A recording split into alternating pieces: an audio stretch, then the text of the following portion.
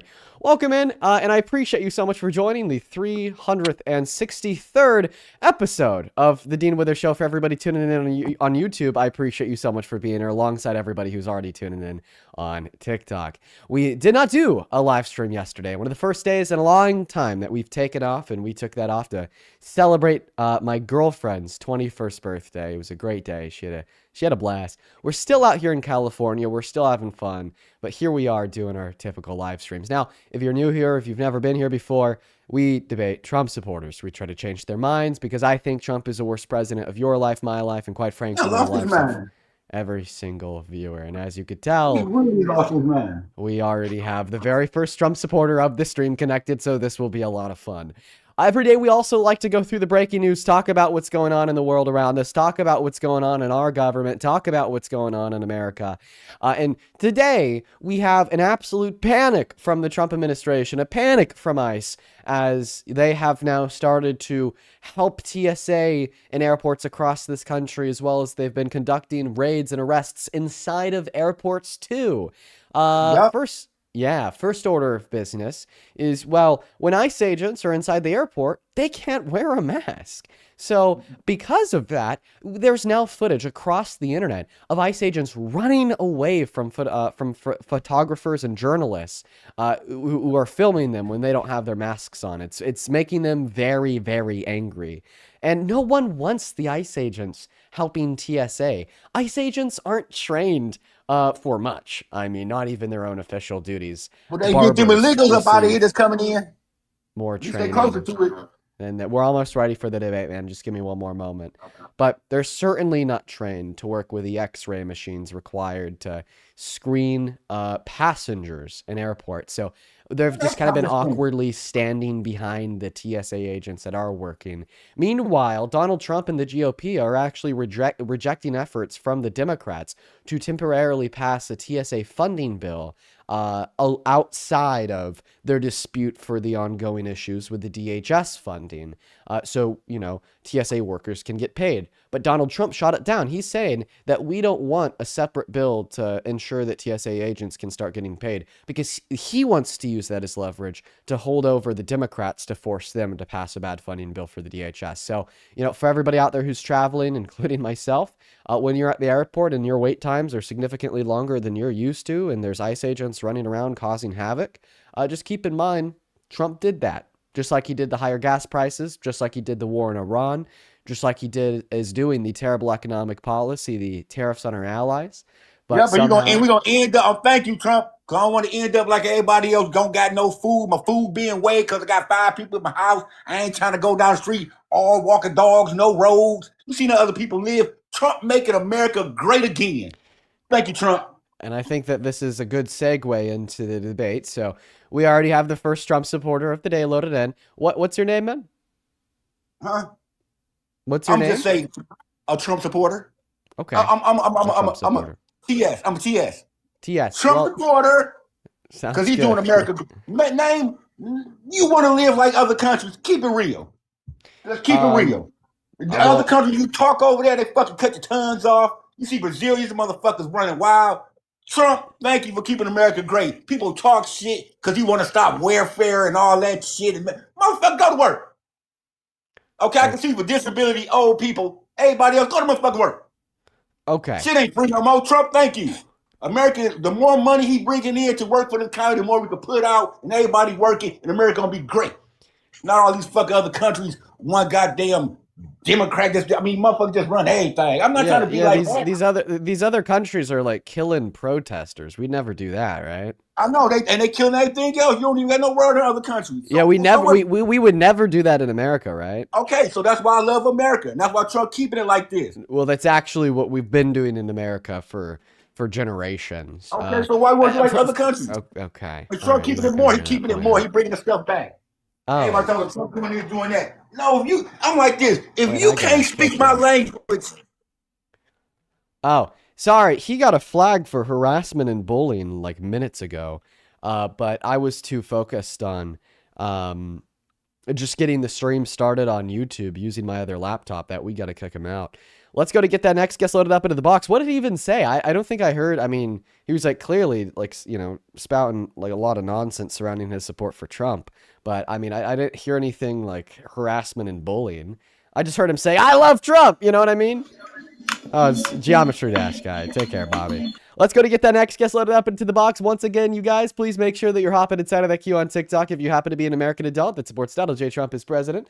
And welcome in. Wow, that's definitely a way to start the stream. A nice splash of water on my face is kind of what that feels like. And God knows I need it. I'm really tired, and I'm trying to do my best here to bring some debates to you guys. Let's go to get that next guest loaded up into the box right now. You guys do follow the rules. If you want to join, hop in that queue if you're an American adult that supports Donald J. Trump as president. If you break our rules, if you join our stream and you're not an American adult that supports Trump, we are going to go ahead and ban you. Welcome in, Bray. Do you support Trump? Bray, you have 5 seconds. Well, they actually left, so we're going to go to ban Bray.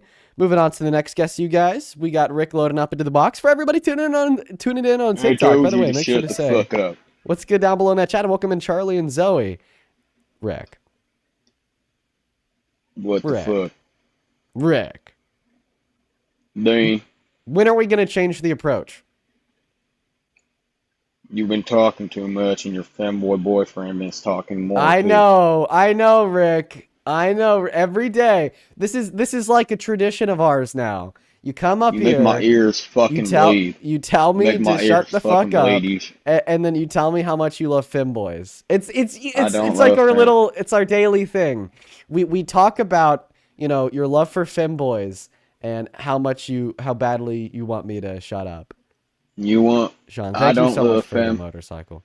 I found you on AO3. I found out about Dirk and P. So you found out about me on AO3? Oh yeah. So you were reading fanfics about you told me to go to having AO3 gay sex. I did. I didn't tell you to go to AO3. I accused you of working on an AO3 fanfic involving me. Now you went to AO3, which induced curiosity. So you were curious, and no, you said it, but you just said that it had induced curiosity. Induced by D. So you got curious, and then you read about me and Charlie Kirk banging. I think my favorite had to be Dirk. I don't like your fanboy boyfriend because okay, Rick. His favorite is Dirk. I can't do it today, guys. I can't. Let's try to keep it to debates. Y'all. Only hop inside of that queue if you happen to be an American adult that supports Trump. Rick loves femboys.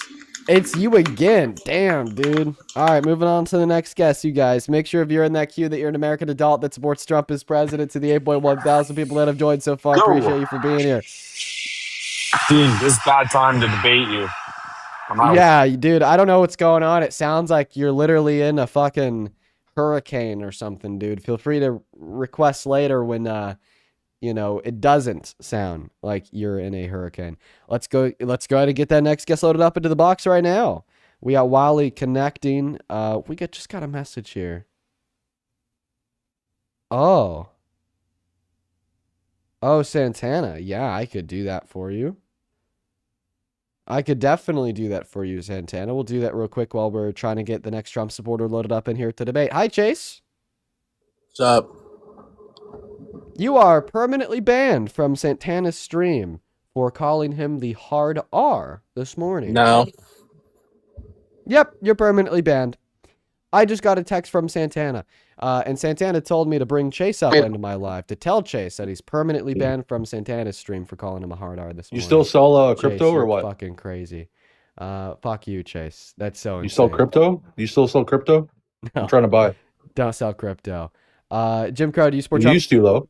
Of course. No, I didn't sell crypto. Yes, you did. I saw videos of you selling crypto. Why are you lying? You're a grifter. You're talking about the e-rich lifestyle. It wasn't crypto. It's web development. Yeah. Are you a Trump supporter? Now you're grifting on TikTok. Yeah, grifting super hard. Yes, King Grifter out here. Yes, I support Trump. Okay. Well, why? He's a grifter. Yeah, but he's white. Oh, wait. Your name's Jim Crow. Yeah, I'm surprised you can read. Let's go to get that next guess loaded up into the box. Sorry, you guys. I just saw Jim. Didn't read the crow part. Let's go to get that next guest loaded up into the box. Right now, we got the Rose family loading up into the box. Yeah, that guy was legitimately racist. All right, everyone, just give us a moment. Wow, that's the first time he's left his mom's basement in the last 3 years. It wasn't even like physically, like he didn't physically leave. He just digitally left by joining the stream. First time he's spoken to somebody outside of his immediate family for forever, man. Welcome in. Do you support Trump FC? Oh, they're not here. Guys, I don't know what it is. We have 9,000 people hanging out with us on TikTok right now, but we cannot find anybody to debate us. We're going to continue to try here. We're going to try our very best, y'all. But like for whatever reason, it seems like the Trump supporters are genuinely running low. We're 14 minutes into the live stream, and we still haven't found anybody to debate. Ferryman, do you support Trump? Hi. So I used to support Trump because I believe. All right, we're just looking for people that do support Trump, guys, to join. If you're in that queue, you have to be an American adult that does support Donald J. Trump as president. Please and thank you. Please and thank you. Let's go to get that next guest loaded up into the box. Do follow the rules. I mean, maybe there's just like a lot less people that support Trump, which, by the way, is a good thing. I'm so happy that less and less people support Trump. That's awesome. But, you know, for the purposes of this live stream, it makes it hard to, you know, find people to debate. But the silver lining is that therefore less people are supporting him. And that's exactly what we want. You know, if you happen to be, you know, a member of the 9.3 thousand people watching and you're MAGA, let me know in that chat. Hop in that queue. We'll bring you up here. We're looking for somebody to debate, but we can't find anyone, man. Do you support Trump? Yeah, I support Trump. How old are you? I'm 18. I don't know. What year were you born in? 07, 20, 08, 28, 07. Okay. All right. Yeah, you're 18. I accidentally just kicked you though. I didn't mean to do that. Feel free to hop back in that queue. Let's go to get that next guest loaded up into the box. I really didn't mean to disconnect that guy. My bad, bro. That was an accident. We're gonna go to get that next guest loaded up into the box right now. How do you support Trump? I do. How old are you? 35. 35 sounds good, man. Do you mind if I thank a couple people before we hop into the debate? Yeah, go ahead. Fantastic. Real quick, I want to thank a handful of people here. Thank you, dude. Oh my God. Evelyn, this was the very second donation of the stream. This came in 4 minutes after we started the live. Evelyn, holy cow. Thank you so very much for the $150 donation on PayPal. Evelyn, that is insane. That is insanity. Thank you so much for the love and support. I would really appreciate it if every single person watching can spam W Evelyn in the live chat. I'm so grateful for you. Thank you so much for your kindness. Thank you for your generosity. Like I said, that's so much money. I don't deserve that. Evelyn with the 150 says, I hope that you're loving your vacation. Yeah, I really am. I'm happy because my girlfriend's happy because we're out of the house. You know, gonna do something a little bit new. I'm always really, pent up inside of my house back in Colorado, so it's gonna get out. Thank you for the $150 donation, Evelyn. Make sure to show some love to the GOAT, Evelyn, down below in that chat. And then Olivia, thank you for the $3 on PayPal. Then Ellie, thank you so much for the $5. I appreciate you, Olivia and Ellie. Quickly, over on Venmo, thank you so much, Oscar, for the $11.11, who says, it's great to see your stream is starting off on a high note, right? Yeah, thank you so much for the love, Oscar. That first guess was crazy. Mason, thank you for the $10. I appreciate you so much for that support, Mason. Let's get 100 Mason W's. Chandra, thank you for the 10. Oh my goodness, Sandra. I just read your message. I'm so sorry. I hope that you get that one figured out. I can't imagine how hard of a position that is to be in. Show some love to Chandra down below in the chat. We just have 2 more people to thank right here. Seriously, Chandra, I really wish you the best of luck, though. Kira, thank you for the $5, who says, I hope your girlfriend's birthday was great. Keep up the good work. Fuck Donald J. Trump. Thank you for the $5, Kira. Yeah, we had so much fun yesterday, man. And then one last donation here from, let's see, Hannah, thank you so much for the $25 donation on Venmo. Hannah with the 25 says, I just did a tour at Independence Hall yesterday in PA, and they talked about how the Bill of Rights was hard to vote on because of slavery contradictions, and I couldn't help but think what you've taught me and how I knew that was because of you. Keep educating and being the true patriot you are. Hannah, thank you so much for the kind words and the $25 donation. That's why we do what we do. That's why we go live every day. It's not just to try to change the minds of the Trump supporters, but it's just to advocate for everybody, to be a little bit more aware, everybody to think a little bit more critically. And I appreciate you for so much for sharing the anecdote, because that's exactly what keeps me going. Thank you so much for the $25, Hannah. Take it away. Appreciate your patience. Tell us why you support the worst president of your life, Mr. Trump. The worst president. Wow. I mean, you should probably research some history if you think he's the worst. But anyway, the main reason was probably because of his immigration and border security policies. But there's multiple reasons. Border security policies. Right. So what are Trump's border security policies? Well, we've closed illegal immigration into the country. Under the previous administration, it was a chaotic mess at both the southern and northern borders. We don't know who came in. We don't know who left. We don't know, there's no vetting of the people coming in, vetting of the people leaving. It was complete chaos. And you can use a simple analogy. If you had a bowl full of M&Ms, right, and you knew that 2 of those M&Ms were going to kill you, would you take a handful of the M&Ms and eat them? No, I wouldn't. You wouldn't, right? So it's kind of like, usually the left's agenda for immigration is that these people just want to come here and look for a better life, and they're not criminals, and in part they are doing just that. However, there's few that come in that want to harm us, right? Would you agree? Do you mind if I ask you a question? Sure. Okay, let's say that you're really hungry and you gotta eat some M&Ms, and you have 2 bowls of M&Ms in front of you. The first bowl has 100, the second bowl has 100. But in the first bowl, 2 of the M&Ms will kill you, and in the second bowl, 1 of the M&Ms will kill you. If you really wanted to eat an M&M, what bowl would you reach for? I wouldn't reach for either bowl. If you had to eat an M&M right now, and you had to choose a bowl, would you choose the not first fair bowl with 2 M&Ms that would kill you, or the second bowl with 1 M&M that would kill you? That's a disingenuous analogy, because that scenarios I would never eat either bowl. Well, what we're saying here is that clearly bowl number 2 would be preferable to bowl number 1, right? Sure, yeah. Okay, yeah. So now you're telling us that undocumented immigrants are preferable to natural U.S.-born citizens, since they're less likely to commit violent crimes on American soil. So I think that your first order of business should be getting rid of that first bowl of M&Ms, getting rid of the citizens. Let's go ahead and cut birth rates and denaturalize U.S.-born citizens before we even start concerning ourselves with mass deportation. One last thing I want to say here. This analysis of yours is also just complete bullshit as it would relate to, your support for Trump, because you're trying to say that, maybe 1 out of 100 undocumented immigrants could be a violent criminal. Therefore, we need to get rid of them all. But then when you know somebody is actually a violent criminal, you make him president. A violent criminal. I appreciate your attempt to kind of deviate from what we're talking about here, but let's talk about let's stick to immigration, okay? Yeah, we could stick to immigration, and we could address that point of hypocrisy later. But I want that point of hypocrisy to be understood, because it absolutely is true. Well, yeah, that's kind of your default, right? Anybody says anything and you can't debate them, you just move to, well, Trump's a criminal, or Trump's a rapist, or Trump is this, I don't or Trump think is that. you're not listening to the words that are coming out of my mouth. I'm very clearly telling you that I'm more than willing to continue to talk about immigration with you right now and go over that point of hypocrisy later.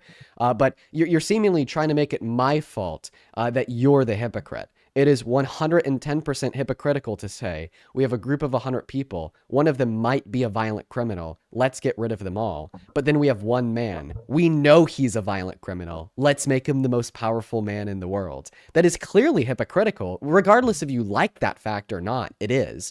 Now, going back to your claim on behest of undocumented immigrants, and more so your claim that Donald Trump has really good border policy that shut down undocumented immigration, because that was the first thing you said. I didn't say it shut it down.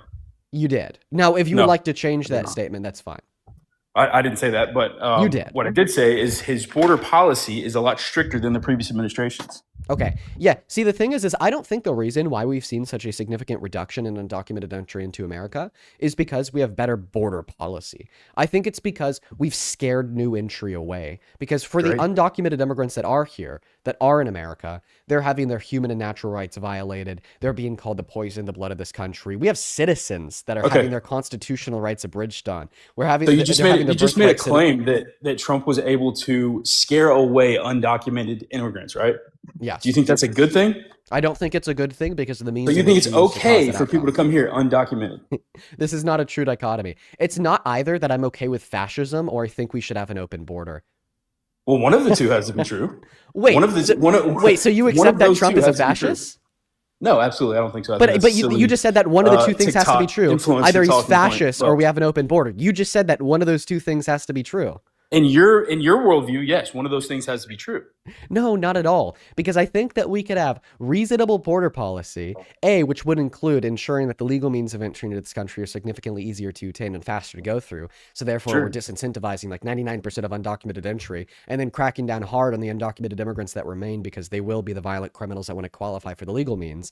Instead of like not having any new border policy, not doing anything proactive to reduce the amount of time that it takes to come into the country legally, which is the ultimate incentive and driver of undocumented entry. And then for the undocumented immigrants that are here, infringing on their constitutional rights, taking their claim to due process away, and turning around and like illegally and unconstitutionally denaturalizing citizens to reclassify them as undocumented immigrants to deport, or even deporting undocumented immigrants to be tortured in a facility in El Salvador. See, it's not a true dichotomy that we have all of this torture, mayhem, and rights violations, or a completely open border. I don't know who the hell was able to convince you of that. Maybe you convinced yourself because you have to find a way to cope with the fact that you support Trump, even though he has the blood of so many on his hands. The blood. Why are you so dramatic, Dean? Like, why can't you just live in the real world, man? I'm sorry. Did Alex Preddy not bleed out after he was murdered? And then was his murderer not defended by the president? Well, you know how you don't get dramatic murdered? under Trump. You know how you don't get murdered? You don't be an idiot. You don't. Okay. So you think that the legal standard that justifies LEOs to take the lives of others is quote unquote being an idiot? Yes, he was being an idiot. Yes, it's a sad situation, but yes, he was being an idiot. Wow, you're a piece of shit. So what specifically was he doing that justified the LEOs to take his life? Have you ever heard of a thing called escalation of force? Do you know what that means? Are you going to answer my question? Yeah, I'm getting ready to answer your question, but I'm going to ask you a question first. Oh, well, I don't think that a question is an answer to a question. Let me ask you something. If Alex Preddy... I don't want you to ask me anything. I want you to answer the question I asked you. What specific actions did Alex Preddy engage in that gave warrant to the LEOs to shoot and kill him? He was acting in a manner in which the law enforcement officers felt threatened for their lives. Okay, so what was he doing to make them feel reasonably threatened for their lives? What was he doing? Yeah. I wasn't there. Were you there? But I saw the videos. And from the videos, it's very clear he wasn't abiding by whatever lawful order he was given. So what was he doing to make them reasonably fear for their lives? Because remember, you'd have to be able to like specify what he was doing to make them reasonably feel for resisting, their lives maybe? in order to justify the shooting. Resisting. Okay, well, first and foremost, I actually don't agree that he was resisting. But even if he was resisting, merely resisting does not justify. Video that I saw go ahead and interrupt me. That's fine. You can interrupt me. I don't care. Go ahead. Yeah. The video we saw was clearly him. He was clearly complying with everything the officers were telling him. He wasn't doing anything in the wrong. This guy was, he was a martyr, man. He was just an innocent guy down there doing the right things, just trying to peacefully protest, right? Perfect. All right. Well, I appreciate you for the interruption. Let's get back to the facts. So you said the action that Alex Preddy engaged in that amounted to giving justification to the LEOs to shoot and kill him was this act of resisting. So first and foremost, no, that's not what I said. That is exactly what you said. You're taking what I said out of context, Dean. I'm not taking what you said out of context. I asked you what he did that justified the LEOs to turn around, shoot, and kill him. And you said, and I quote, he was resisting. You can't gaslight me into believing otherwise because this is what you said less than 60 seconds ago. Maybe you're now internally understanding why that's a bad answer to the question, because maybe you can acknowledge here that merely resisting doesn't justify an LEO to turn around, shoot, and kill you. Well, try again. Tell me, what was Alex Preddy doing that justified the LEOs to take his life? If you quit muting me. But like I said before, not even 2 minutes ago, his resistance led the law enforcement officers to feel fearful for their life. Simple as that. And in that situation, here's the thing too. If those ICE agents had been unalived, you wouldn't even have the first thought about this in your head. You wouldn't get up here and say how bad it was of these people to protest and how horrible it was that these law enforcement officers lost their lives. They go out there every day in these crazy cities like Minneapolis, LA, New York, wherever. They go out there every day and they risk their lives and their families' well-beings to do something to just do their job. And you got idiots like that are out there resisting them and causing them trouble wherever they go. They're doxing them. They're doxing their families online. Mm-hmm. It's complete bullshit, man. And for you to support them is crazy. Mm-hmm. Is it sad that the man lost his life? Absolutely. You know, I wish he wouldn't have lost his life. However, his actions put him in that scenario.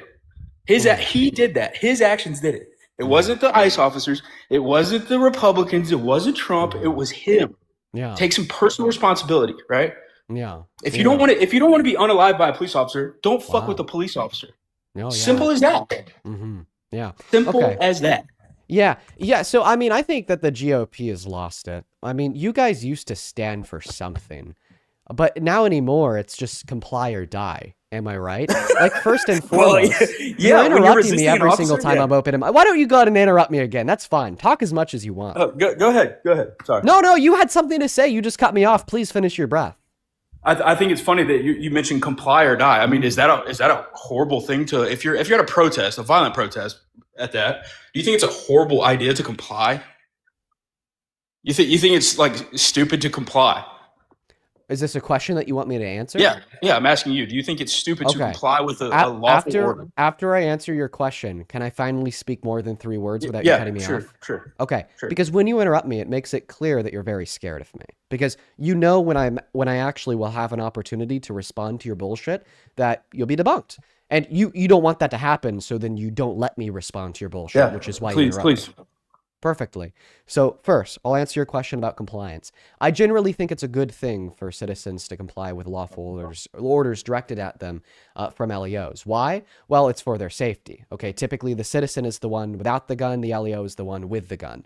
And unfortunately, we've seen many scenarios of officers engaging in the use of excessive force, killing somebody, amounting to murder, merely because they didn't comply. And what I'd argue here is actually because of people like you that create the incentive structure that allows for and permisses LEOs to engage in the use of excessive force. You are an historically illiterate and a lawfully illiterate MAGA scumbag who thinks that officers can do whatever they want as long as it looks cool or furthers the Trump agenda. When in all reality, you don't know what constitutional rights people in this country have. You don't know what lawful standard justifies an LEO to take a life. It's all just like a fun video game to you where, oh, he wasn't complying, therefore we could put 12 bullets in his back. But unfortunately, because of the 2nd, 4th, 14th Amendment and SCOTUS case law like Connor v. Graham, that's just simply not the case. So first and foremost, let's go over that SCOTUS case law. Let's figure out what justifies and authorizes an LEO to take a life. So we're going to be looking at Connor v. Graham. Connor v. Graham tells us, once again, this is a SCOTUS court case, that a LEO-engaged shooting is authorized and justified given that in consideration of the totality of the circumstances, there was this objectively reasonable standard met of an imminent threat, okay? An imminent threat that the people within the immediate vicinity of the person purporting that imminent threat found themselves in, of death, right? And when we're talking about Alex Preddy, that imminent threat just simply didn't exist. Merely saying that he was resisting is not an imminent threat, and that has been ruled on. And the thing about Alex Preddy is it's not even clear he was resisting. After the agents had tackled him to the ground, A, he was maced in the face, B, he was pistol whipped in the head, then C, he had 7 dudes on top of him pulling him in every which direction. But regardless of these circumstantial facts, at the end of the day, he was an unarmed man on the ground on all 4 before an ICE agent turned around and shot him dead. And because of that, there was no imminent threat that any of the LEOs found themselves in, and any argument otherwise will always be arbitrary and ultimately futile. Like, for instance, earlier you told us that he was resisting and that was the imminent threat. If I was to give you the microphone to explain in very precise, keen detail exactly how he was resisting, and exactly how that put the lives of the officers on the line and purported an imminent threat, you wouldn't be able to. And let's go ahead and prove that now. I want you to explain in high detail precisely what he was doing to resist, and then I want you to explain to us all how that purported an imminent threat to the LEOs, where if they didn't kill him, he probably would have killed them. Clearly, your representation of whatever case you cited is incorrect. I think you're referencing Barnes and Felix. Is that right? Connor v. Graham. Felix is from 2025. That actually that's is the relevant to it reinterpretation. because Felix is where they evaluated that has to be in consideration of the totality of the Well, circumstances. if you read the law or read the opinions on this, you would understand the totality of the circumstances, right? What do you think the totality of the circumstances means? It's not, oh, he's just, and once again, you've taken my words out of context. I didn't say he resisted, therefore death. That's not what I said at all. I said his actions led to the officers feeling for their lives. They felt threatened for their lives. And you and I can't sit here on TikTok and not prove that. You and I cannot sit here on TikTok and say how these people felt when this person was actively resisting arrest. So what actions led to them to feel that way? By the way, you're arguing in one breath that we can't adjudicate how they felt, but arguing simultaneously that we can adjudicate that they felt reasonably fearful for their lives. Yes, you can adjudicate that because so what actions you're not on a did jury. he engage in? Huh? What actions did he engage in that made them reasonably fear for their lives? From what we could see in the video, which, like I said, you and I weren't there, so we don't know the totality of the circumstances. So we can't sit here and play jury and judge. But what we can do is we can see what we saw in the video. Somebody getting murdered, right?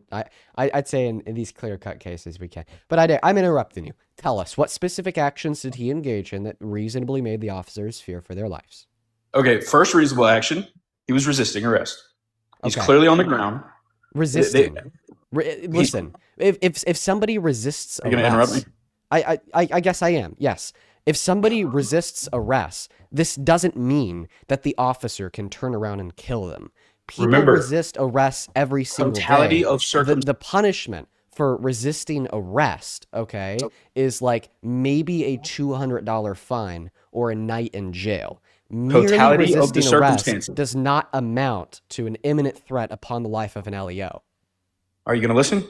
Yes, and then this is where you say totality of the circumstances. And so the relevant fact to the totality of the circumstances would be how he was resisting arrest and how that played into the justification. That's not necessarily the case.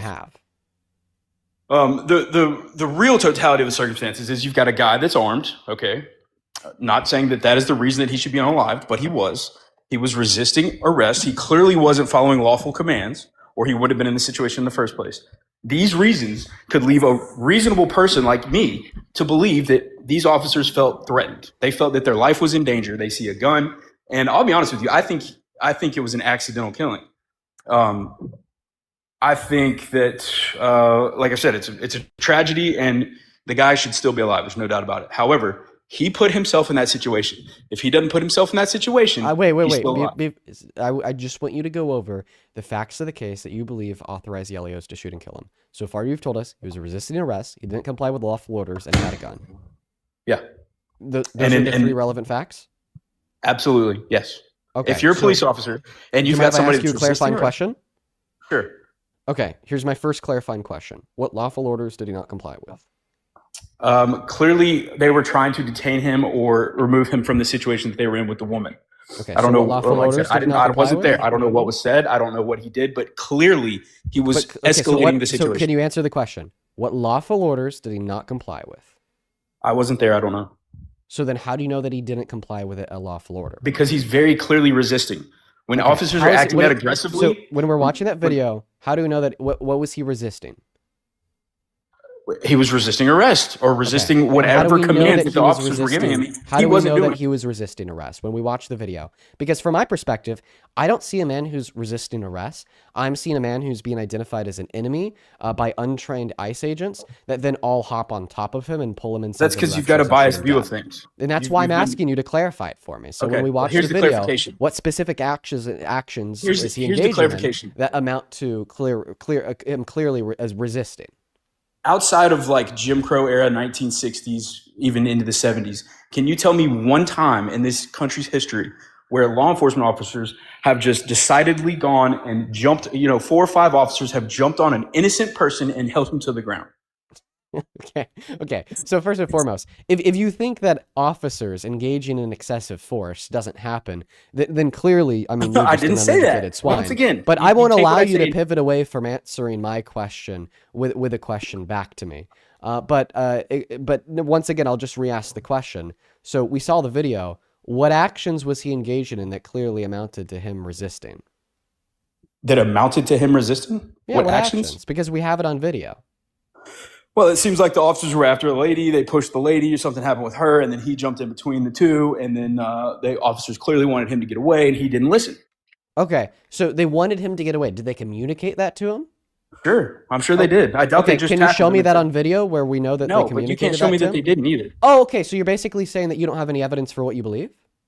Well, like I said, you and I weren't there, so neither one of us has... Okay, so if you don't have evidence, this would be the necessary evidence that they gave him a lawful command to get away, and he disobeyed that lawful command. That would be the evidence that you'd have to have in order to justify your view that he was resisting. Something along those lines, yes. Okay, and you don't have that evidence. No, but I have reality, right? Like I said... Well, if you don't have the evidence that he was resisting, then you can't reasonably... One moment. Okay, if you don't have the evidence that he was resisting, then you can't believe that he was resisting reasonably. And the argument from the inverse, saying that, well, if he wasn't resisting, then they wouldn't have jumped on top of him, is also a lie. Okay, because this argument would necessitate that it is impossible for LEOs to engage in the use of excessive force. Okay, and we clearly know that's not true.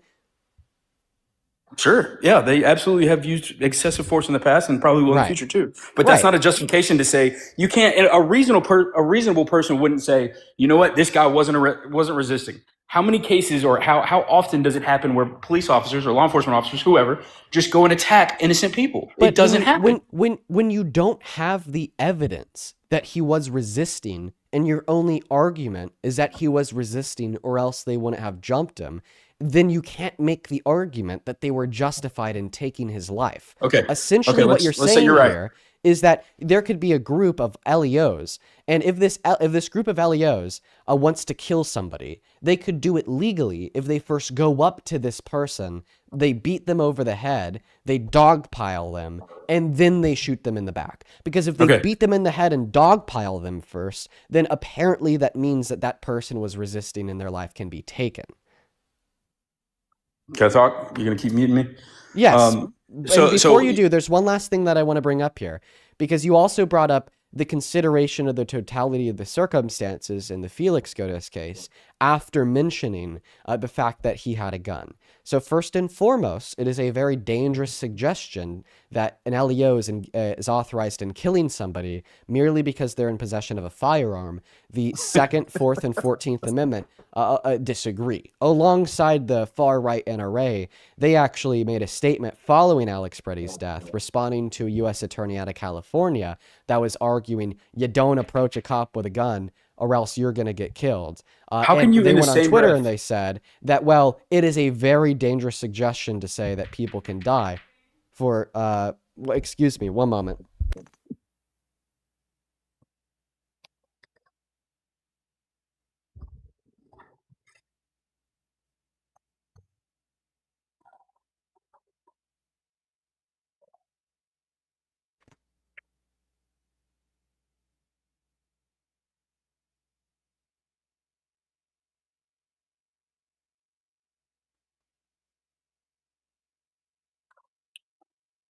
You good?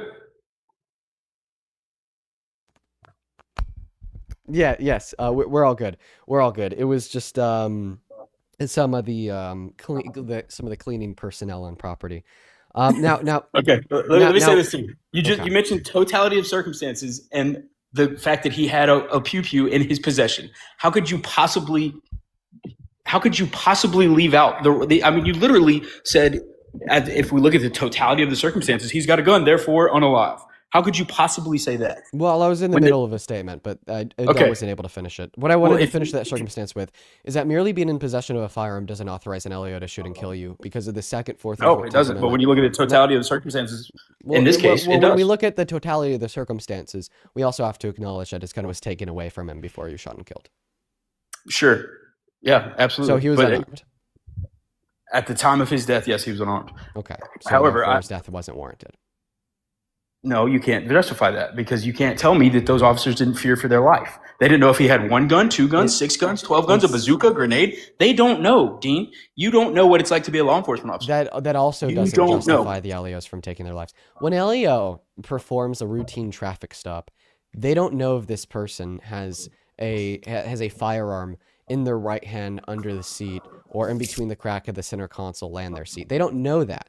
That doesn't mean that an LEO could approach a car in a routine traffic stop, point their service pistol at their head, and shoot and kill them. You just made the case on why it's so important to comply with these people.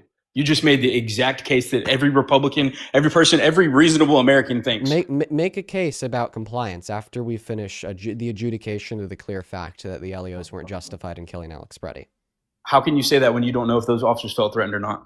Well, it's not about not knowing or knowing that they felt threatened. No, it's not. Okay. It's not about knowing or not knowing if they felt threatened. It's about determining if a reasonable officer in their circumstances would have reasonably felt threatened. Right. Right? Yeah. If an LEO is like super racist and is super racist and hates black people, and as soon as they're in the vicinity of a black person, they automatically feel threatened or feared for their life. That doesn't then justify the LEO taking out a gun, shooting and killing that black person. Because it's not about fear, it's about reasonable fear. So that's why in circumstances such as these, it's not horrible. That happens. Okay? That is the most common historical example of LEOs feeling unreasonably feared and then taking somebody's life. Okay? But now to finish my statement, because you interrupted me, it's not about determining if these officers feared for their lives. It's about determining if a reasonable officer in their situation would have reasonably feared for their life. Okay. And because he was unarmed, because he was on the ground, because he was on all four. Well, he wasn't unarmed. One moment. Because, yes, you just admitted moments ago that by the time they shot and killed him, he did not have a gun. By the time he was reasonably, unalive, I still have more to say, dude. You keep on interrupting me. What is it going to be, dude? Well, I mean, you just been talking for like 30 minutes and you're saying the same shit over and over. Well, I'm gonna put you on mute. And a big reason why I'm repeating some of the things that I say here, because you interrupt me, then I have to start over. But now to start from the top, it's not about determining if they felt feared for their lives. It's about determining if a reasonable officer in their situation would have felt feared for their lives. And we know that that's not the case, because by the time he was shot and killed, he didn't have a gun and he was on the ground on all four. And even before he had his gun taken away from him, he had it holstered, and merely being in possession of a holstered, legally permitted firearm does not authorize an LEO to shoot and kill you. And you try to make the case, well, it was justified because he was resisting. But then I asked you for the evidence that he was resisting. I asked you to evaluate the cell phone footage of the totality of the interaction, and you kind of indicate to me one frame from any bit of the cell phone footage where he was resisting. But even if he was, once again, merely resisting, also does not amount to an imminent threat. At the end of the day, bro, what you and many others have to realize here is that this was a lawless, untrained thug, okay, that took the life of an innocent VA nurse merely because they were A, acting upon malicious intent and wanted to kill, or B, got overwhelmed and because of their lack of training, pulled out their gun, shot and killed them, demonstrating criminal negligence. Go ahead, Johnny. Hey, can I talk now? You know what? Actually, no, you can't. Because I'm gonna go ahead and thank a couple people real quick. Yeah, I gotta thank some people too, man. I want to thank Pfizer for sponsoring Dean's fucking live and shout out Pfizer. Yeah. DNC2, right? Thank you so much, Trev, for the $5 who says, is this guy drunk? Cops harass innocent people every day. Yup. Aria, thank you for the $2. Zumba Class, thank you for the $10. Who says, oh yes, a man saving a woman from them made them fear for their lives. Big scary man unarmed with legal carry is justified. Yup. Absolutely. That's the way that Trump supporters think. Ronnie, thank you for the 10 on Super Chat. Who says, from a retired LEO, the ICE agent was 100% to blame. He initiated aggressive contact instead of de-escalating. Absolutely, Rodney. Lord T, thank you so much for the 20 over on Super Chat. Let's get to it. Lord TW, show some love to Lord T down below, you guys. Lord T with the 20 says, police use of force levels, officer presence, verbal, empty hand, less than lethal. Officers can go one above what suspects does. Them killing Preddy for resisting doesn't work. Caller, Trump caused this. Trump did cause that, and then he defended it. Tori, thank you for the 20 on Super Chat, who says his logic is flawed. Oh, yeah, his logic is absolutely flawed. Appreciate you so much for that love, Tori. Let's get to Tori W's down below. Thank you, thank you, thank you. Then Sherry, thank you for the $10. Thank you for the 10 over on Super Chat as well, who says, bruh, they're not cops. Yeah, they're not cops. Thank you so much for the 10, Sherry. And then Anthony, thank you for the 20 over on Super Chat. Let's get 200 Anthony W's.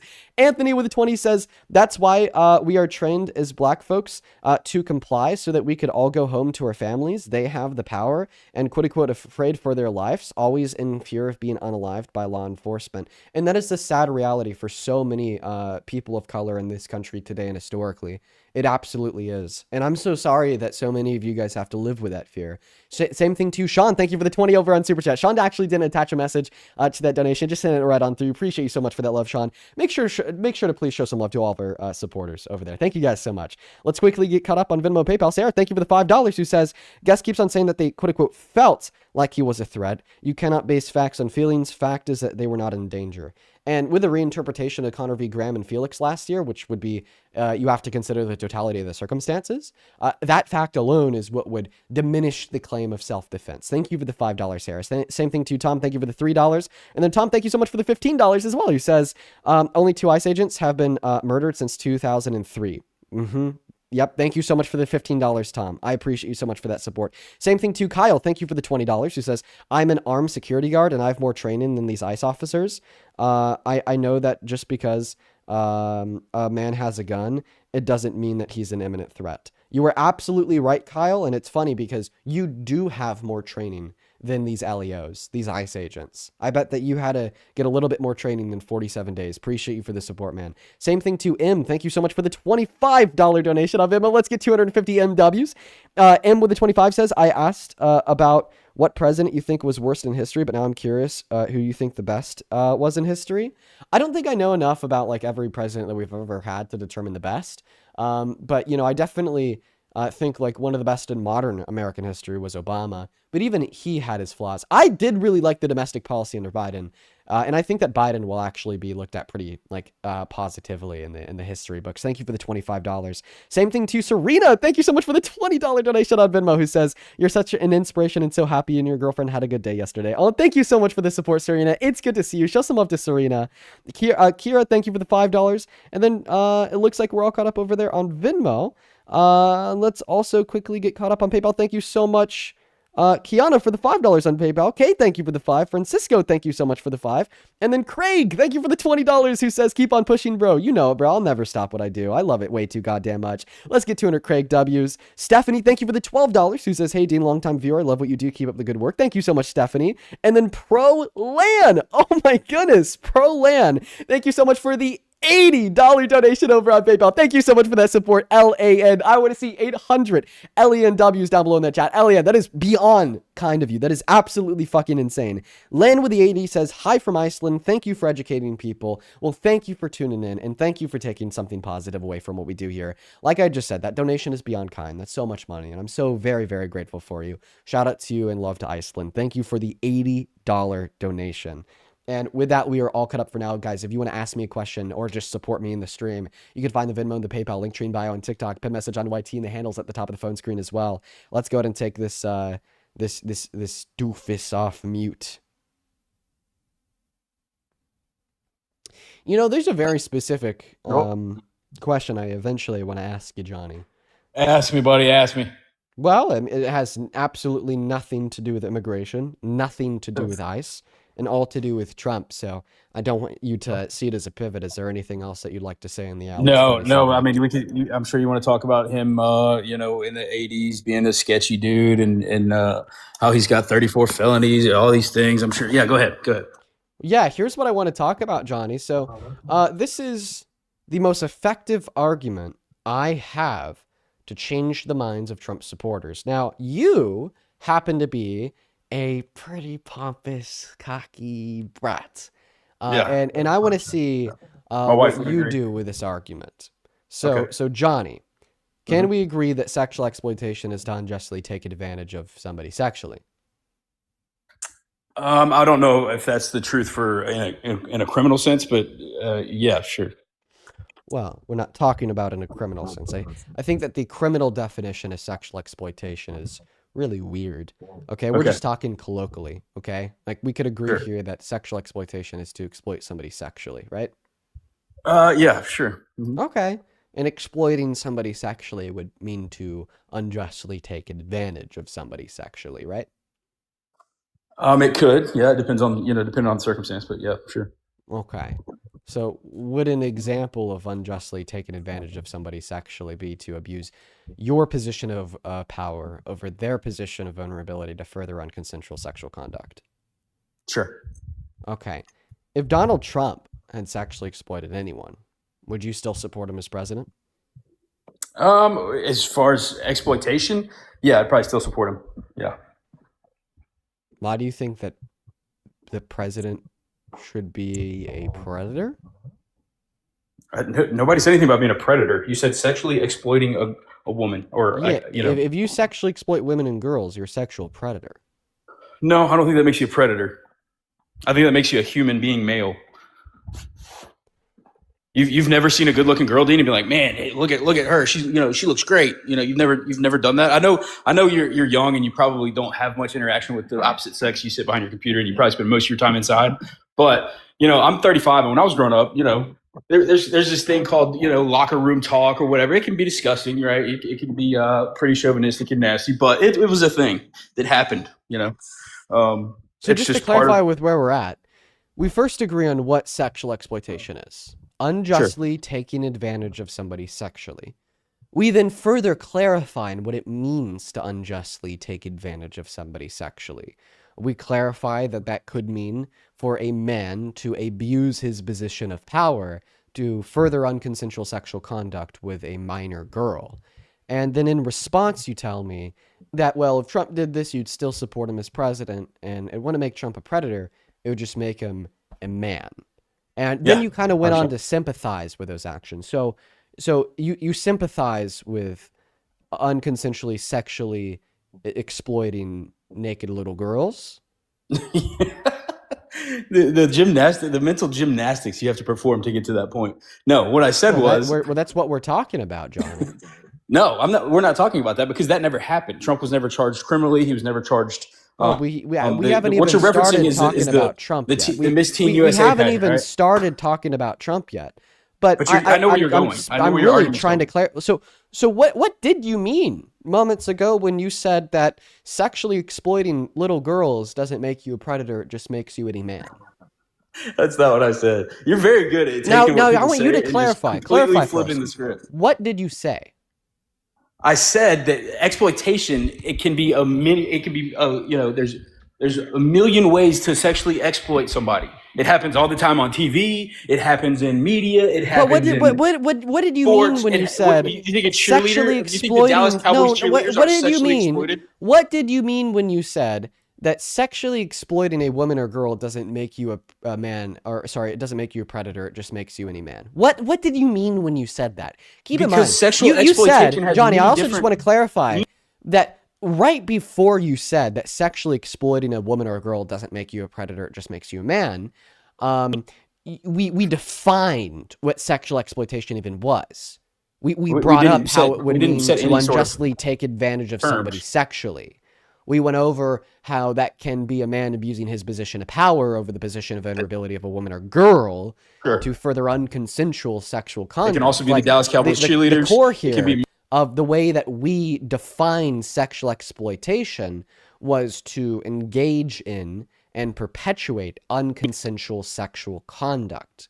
So why do you think that engaging in unconsensual sexual conduct with a woman or girl is not something that makes you a predator, it just makes you any man? When you're gonna listen, dude, listen very closely. You ready? Listen very, very closely. Sexual exploitation happens in many forms, right? The owner of the Dallas Cowboys, do you think he's sexually exploiting the cheerleaders because they run around virtually naked? That's sexual exploitation, Dean. It's the same thing. It's not the same thing as being a predator where you hunt your victim and do sexually explicit things to them. That's not the same thing. They're two totally different things, but they're both exploiting sexuality. Both of them, in both cases. So if a 50-year-old man is trying to find a 12-year-old girl online, that's exploitation. so the fundamental difference between the Dallas Cowboy cheerleaders and, you know, somebody who's been sexually exploited would be consent. And they're both sexually exploited. One moment. And the fundamental basis of what makes sexual exploitation would be unconsensual sexual conduct. Right. Okay. So now that we understand that the foundation of sexual exploitation is unconsensual sexual conduct, are you still going to argue that if you engage in sexual exploitation, engage in unconsensual sexual conduct, you're not a predator, you're just any man? If it's unconsensual, then you're a predator. You're a problem. Okay. At that point. Okay, perfect. But do you think? Let me ask you. So sexual exploitation. Let me ask you. So sexual exploitation doesn't just make you any man. Perfect. So now that we understand that sexual exploitation at its core would be some version of unconsensual sexual conduct, I want to ask you that question again. Would you still support Donald J. Trump as president if you knew he was a sexual predator because he had engaged in sexual exploitation? Like I said, if it was to the degree of sexual exploitation that I define as making a person a predator, then no, I would not. Of unconsensual sexual conduct. Say that again? If it was to the degree of intentional unconsensual sexual conduct. Then no, I would not support him, no. Okay. So Donald Trump has admitted to engaging in intentional unconsensual sexual conduct. He's admitted a lot of shit. You know, what we're referring to here, old guy, would be when he sat down with Howard Stern on his radio show in 2005, and he told Howard Stern that he would barge into the dressing rooms of the naked women and girls at Miss Teen USA and Miss USA, look at their naked bodies, talk about how great they looked, and then leave, and he would get away with it. This is unconsensual sexual conduct because he's abusing his position of power as the owner of these pageants to barge into their dressing rooms to then take advantage of their position of vulnerability to look at them while they're naked. And explain to me where the unconsensual sexual contact was by him making those statements. Conduct, sorry. Yeah, the unconsensual sexual conduct would, as I just said, be him barging into the private woman's only dressing room. How do you know it wasn't consensual? Bodies. How do you know they didn't want him in there? Well, how do you know? First and foremost, minors can't consent. Second of all, he said that he allowed himself to go into this space. So even if it was women, it would still be unconsensual. Because how do you know they didn't want him in there? How do you know? Because, as I just pointed out, he said he allowed himself, and he didn't say that the women allowed him in. Second of all, the women have said that he just barged in uninvited, like Tasha Dixon, Miss Arizona from 2001. And then third of all, at the end of the clip, he says he got away with it. If he had the consent of the women, he wouldn't have got away with anything because it would have been perfectly fine. Okay, so where you still haven't proved to me that he's a predator, as you called it. Yes, because I've proved to you that he's engaged in. You proved to me that he walked into a room of girls undressing, and then he said that he walked into a room. What kind of room? He said that he walked into a dressing room. What kind of room? A private women's only dressing room? You know, it was a private women's only. You can prove that. Yes. Can you? Yes. Please pull up the proof. Private women's only dressing room. Perfect. Please. Yeah, I could absolutely do that because in the clip where Donald Trump admits to it, he says that there was no men around. Oh, what does that have to do with being private? because that demonstrates that it was only for women. Well, I think at the time Trump probably identified as trans, so he just was going in there, you know, because that's the people he wanted to be with. Oh, okay. That's what I think. So just to clarify, you have now completely novelized the sexual exploitation of women and girls. You completely brushed it under the rug, and now you're trying to find a way to make this conversation about trans people, because that's what you and every other MAGA loser does when you lose the debate, is just find some way to demonize trans people. He was trans So now let's stick on topic with Trump. Okay. Let's stick on topic with Trump. Thank you. Let's go ahead and listen to the clip. Okay. I'm obviously not going to entertain such an unserious claim that you are making in an attempt to demonize trans people to deflect away from Donald Trump's sexual exploitation. You going to play the clip? It's your obligation to do that. So you have done that. Now, I'll tell you the funniest is that I'll go backstage before a show. Yes. And everyone's getting dressed and ready and everything else. And, no men are anywhere And I'm allowed to go in because I'm the owner of the pageant, and therefore I'm inspecting it. You know, I'm inspecting. I want to make sure that like everything is good. You're there. Yeah, the dress. Is everyone okay? You know, they're standing there with no clothes. Is everybody okay? And you see these incredible looking women. And so I sort of get away with things like that. First off, two things. One, Why are show you me that was laughing? private. Because your argument is completely insane. Show me that it was private and show me that these were underage girls. Okay, so first and foremost, my claim would be that it happened to women and girls, but that claim is completely... Just from that clip, Johnny, show me that Johnny, that was a you're private interrupting room. me. I know I am, because you're interrupting me. I Show me didn't that that was a interrupt you. I'll private let you dressing finish room. speaking. I'm going to go ahead and respond to your two questions. So your first question was you wanted me to demonstrate that it was a private space where women could get naked and get dressed. And then the second claim was show me where that happened to minors. Okay, well, my evidence that this happened to minors would be that in that clip, Donald Trump seems to be speaking generally about all of his pageants. He owned one for minors, and we heard from the minors, like Moria Delgado and 3 other minors that said this happened to them when they were underage. But that's actually completely irrelevant, okay? Because the age of the people he sexually exploited is not relevant to your argument, because you said that if he sexually exploited anyone of any age, that you'd stop supporting him as president. Now, to respond to your first question, you said, well, show me and prove to me that this space was private and for women only. I could do that, 110%. We know that this is a private women's only space because A, he said that there's no men anywhere. If it was a space inclusive of men, why wouldn't they be anywhere? And why would he point out that they weren't anywhere?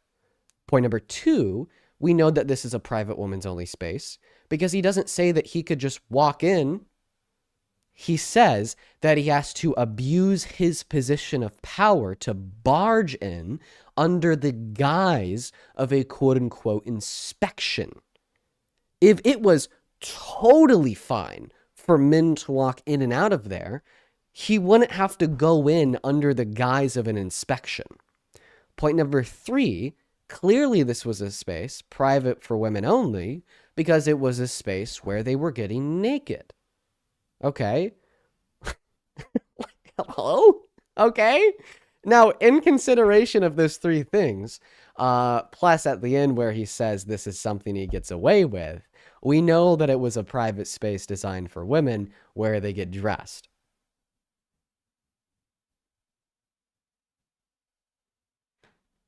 It blows my mind how much you can advocate for private women's spaces, yet you'll allow a man to walk into one. You'll allow a man to walk into one. That's just crazy to me. Okay, the only person arguing that men should be able to go into private women's only spaces is you. Weird projection. Like that's like literally like what never made that argument, right but you now. are. You exactly. Do you think that a trans female should be allowed in the female restroom? We could talk about trans people as soon as we're Well, done just simple talking question, about yes or Donald no? Trump sexually Simple exploiting question, yes women or and no? girls. A simple question yes or that I no? won't answer until you're Why not? done either refuting or conceding to the fact that Donald Trump sexually exploited women and girls. And your question at the end there, why not? It's because I believe in linear dialogue.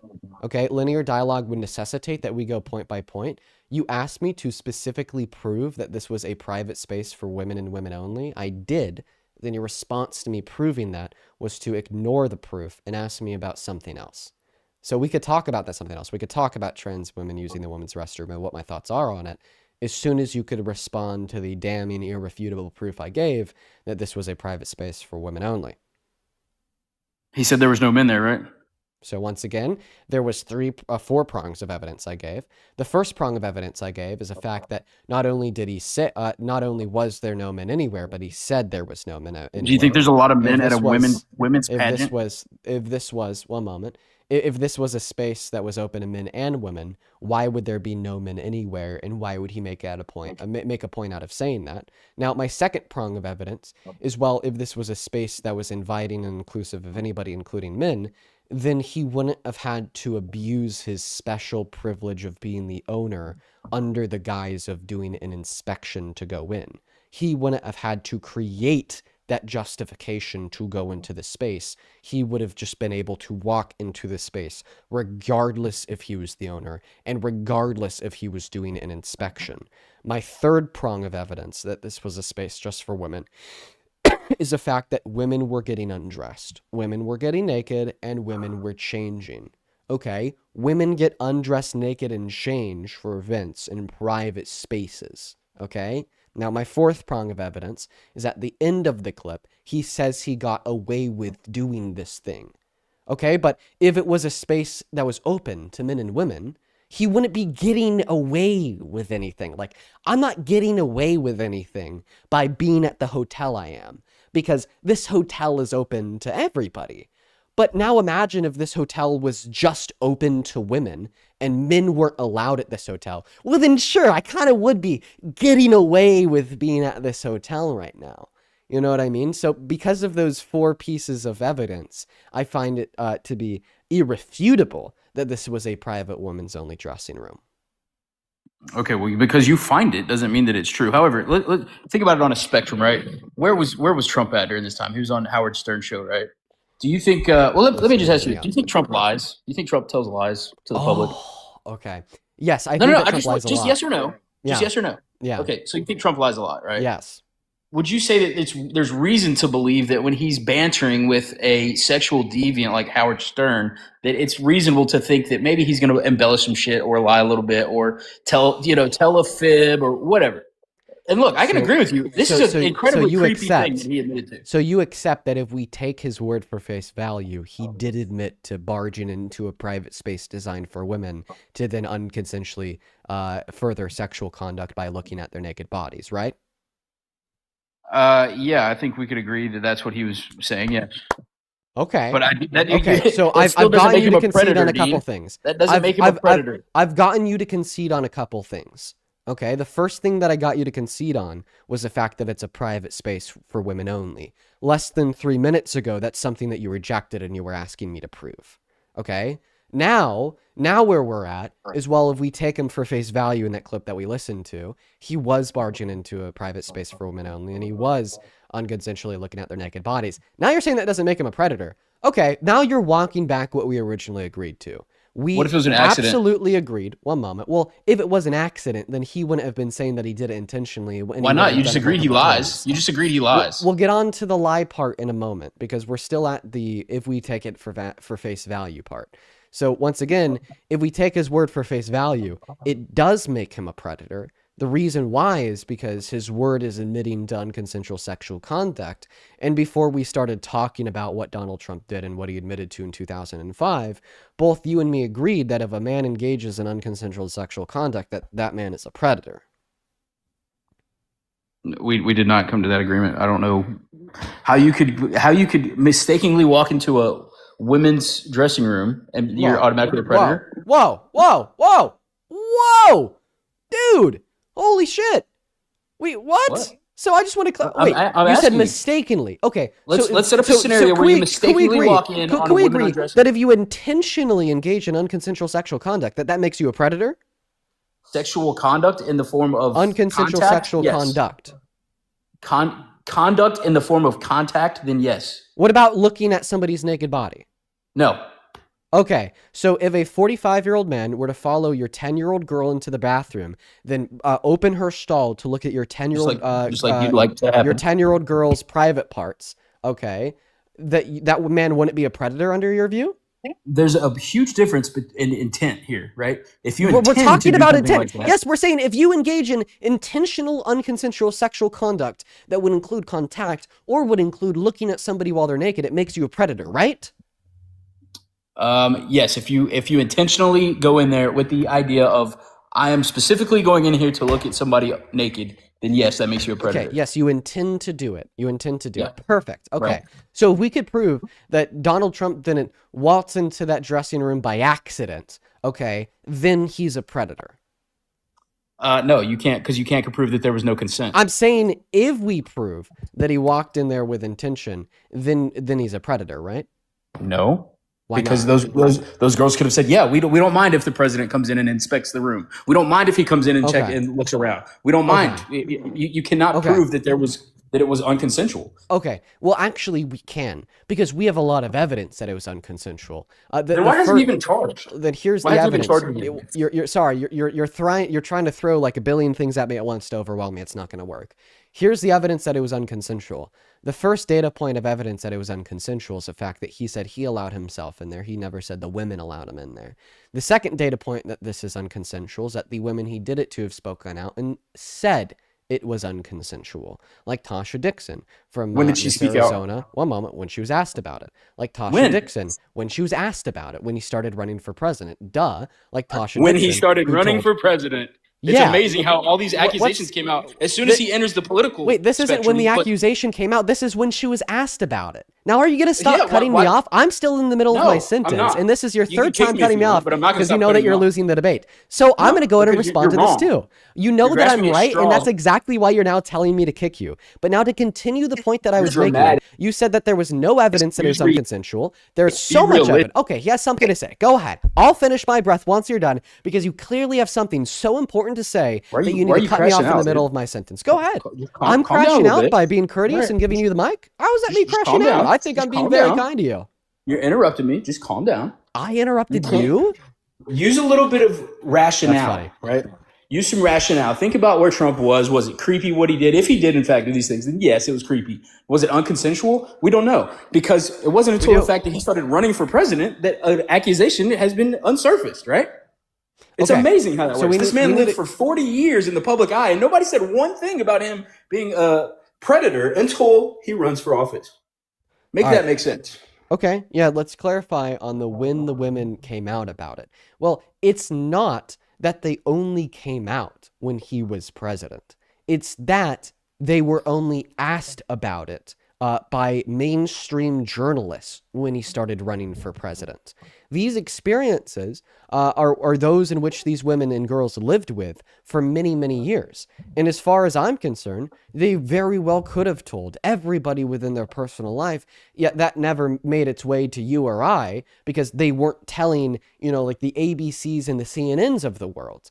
But then when Donald Trump started to run for president in 2015, that's when he gained that mainstream notoriety, and the ABCs and the CNNs of the world then started to investigate his history. They probably found that clip of him on Howard Stern's radio show in 2005. They said, let's investigate this. Let's find the women and girls. And then they started individually reaching out to the women and girls. So clearly, 2015 is going to be the first time the story breaks nationwide because that's the first time since it happened to them that they were asked about it by somebody who could break that story nationwide.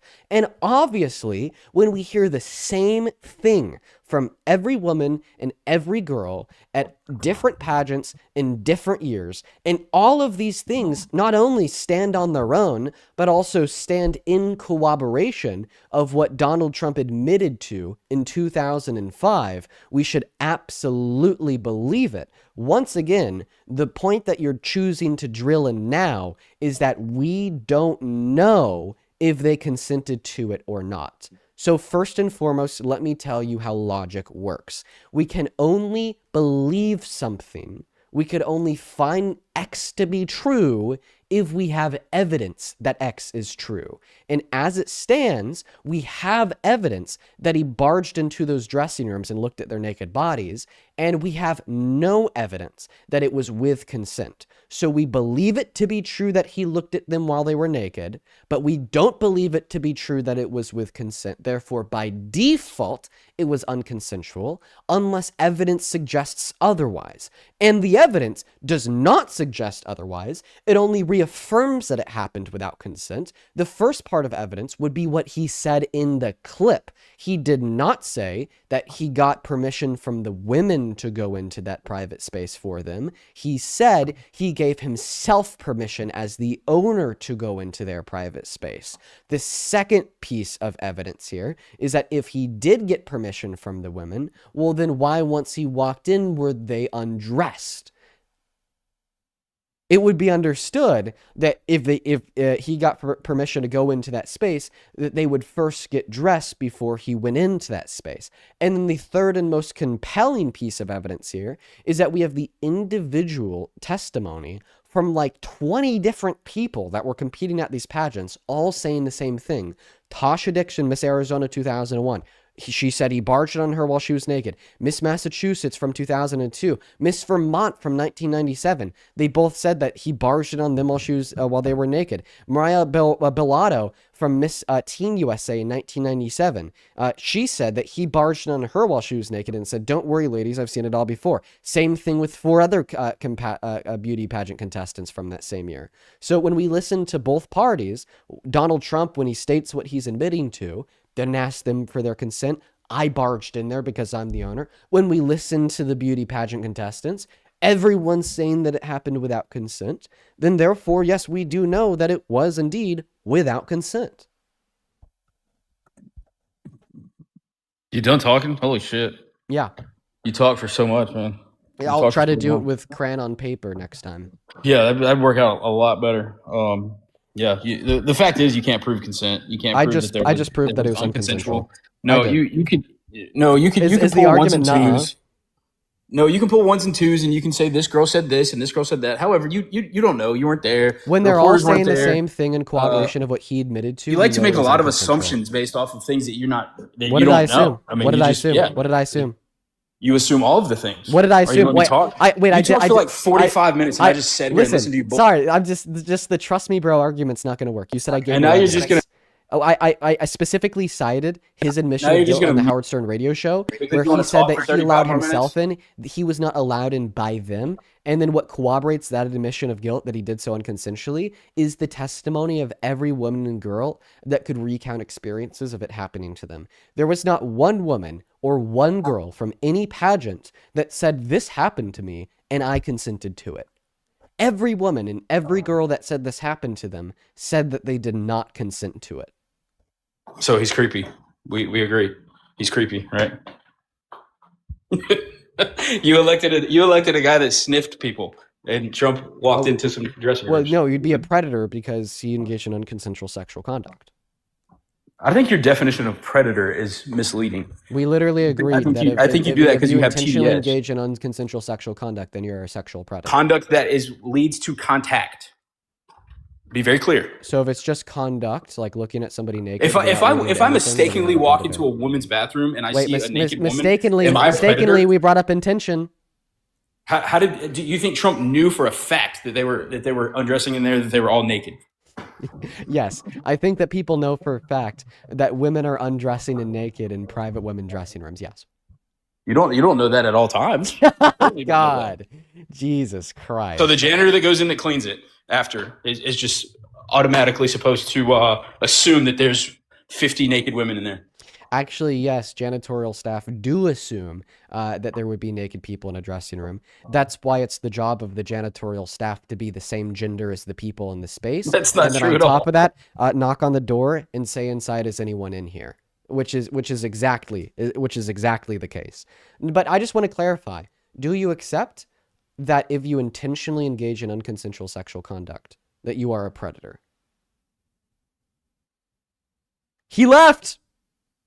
MAGA, the best that you have are puny, petulant crash outs like that last guest who will argue, "I don't care if a 50-year-old man pervs on the genitalia of your naked 14-year-old daughter.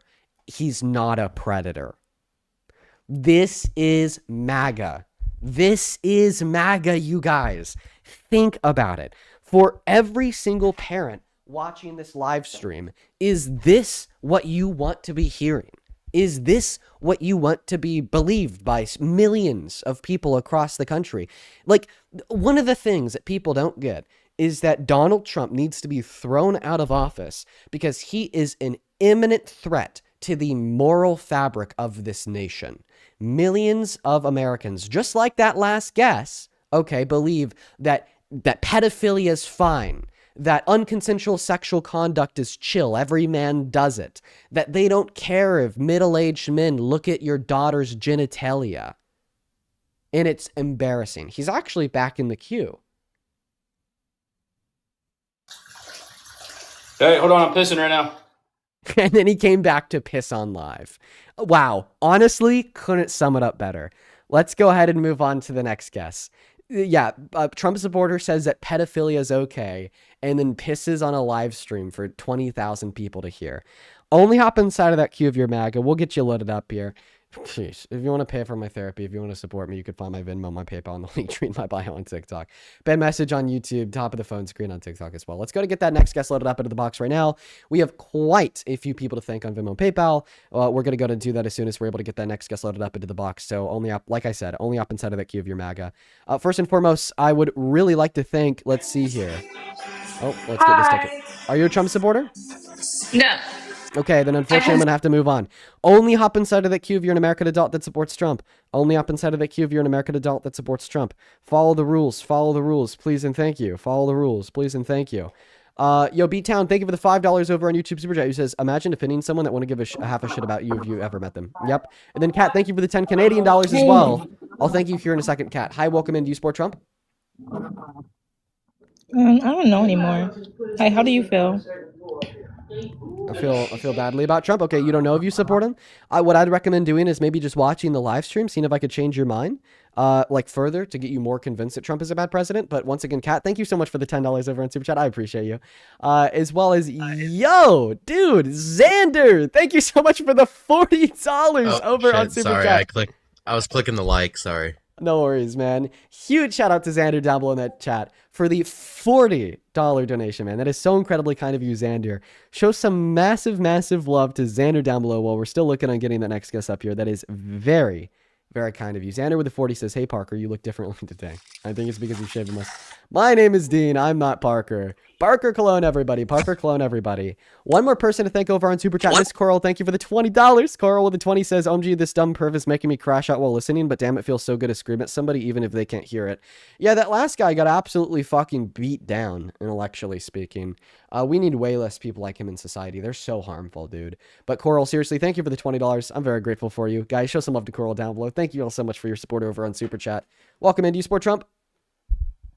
Yeah, I voted for him, but since watching you and all other information and all the lies he tells, I changed my mind, and I think he is a horrible man. You know what? I needed to hear that. After that last conversation, I needed to hear that. It's good to know that we're changing minds. It's good to know that what we're doing here works. And so thank you so much for being open-minded. I want to... Oh, hello? Hey, I want... Oh, Kabul. Feel free to hop back in that queue. You had something else to say. I disconnected you because you had left the app and I thought that you were gone. But I'd love to let you finish that statement. So feel free to hop back in that queue. I thought that you were gone when you left the app, so I disconnected you. But then you quickly came back. I'd like to let you finish that statement, even though we're only looking for Trump supporters. I'd like to let you finish that statement. So feel free to hop back and say that guest request, Kabul. Hi, do you support Trump? I used to, but now I just want to say after all the Epstein files and all that has come out, I just think we need to fully redo the government. Every politician is a creepy pedophile. They all need to be dealt with, and that's all I that's going to get dinged by TikTok, but it's good to know that you're no longer a Trump supporter. Good. Andrew, do you support Trump? Benjamin Netanyahu. Okay. Andrew is somebody that we're going to kick and move on. We got the next guest loading up into the box right now. Here we go. Hi, do you support Trump? I'm 12, bro. Okay.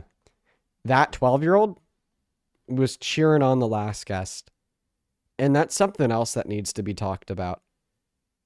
It was when we have grown men telling others that you're not a predator if you look at the naked body of a woman or girl. It's completely fine. It's just locker room talk. Boys will be boys, men will be men. Then what happens there is you influence the next generation of men to fit those same roles, to serve those same patterns. And then we just ensure that the next generation of women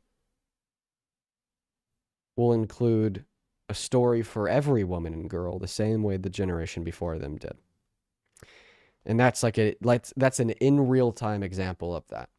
Because that 12-year-old was cheering on that last guest in the comments. That's why I brought that account up. I was expecting them to be some super gross old dude that I was going to chew the fuck out. No, it was a 12-year-old. Do you support Trump? No. Okay, I'm going to kick you because you're not a Trump supporter and you're clearly under the age of 18. We still have quite a few people to thank, by the way. I'm so grateful for you guys. Thank you so much for all the love on Venmo, PayPal. Thank you guys so much. Do you support Trump? Yes. How old are you? 27. Sounds good, man. I have a couple people to thank, and then I'll pass that mic in the floor to you, okay? No, so I support Trump because he tells it real. He tells it how it is. No? It's I'm going to thank real. it. Oh, wait. I'm going to thank a couple people Let me real speak. quick. Yeah, Let you me could speak. speak I'm the after I guest. thank a couple of donors. Okay, your donors can wait. Okay, I think you're first of all, I think you're AI. I don't think you're a real, as young as you think you're portraying right here. I think you're AI.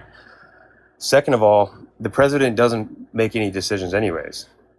And if you know anything, you should know that. You're on here. Thank you for the $20 over on PayPal. I'm really thank you so much for the love, Pragia. Let's get 200 Pragia W's down below in that comment section. Thank you. Who says quote unquote locker room talk is just justifying SA.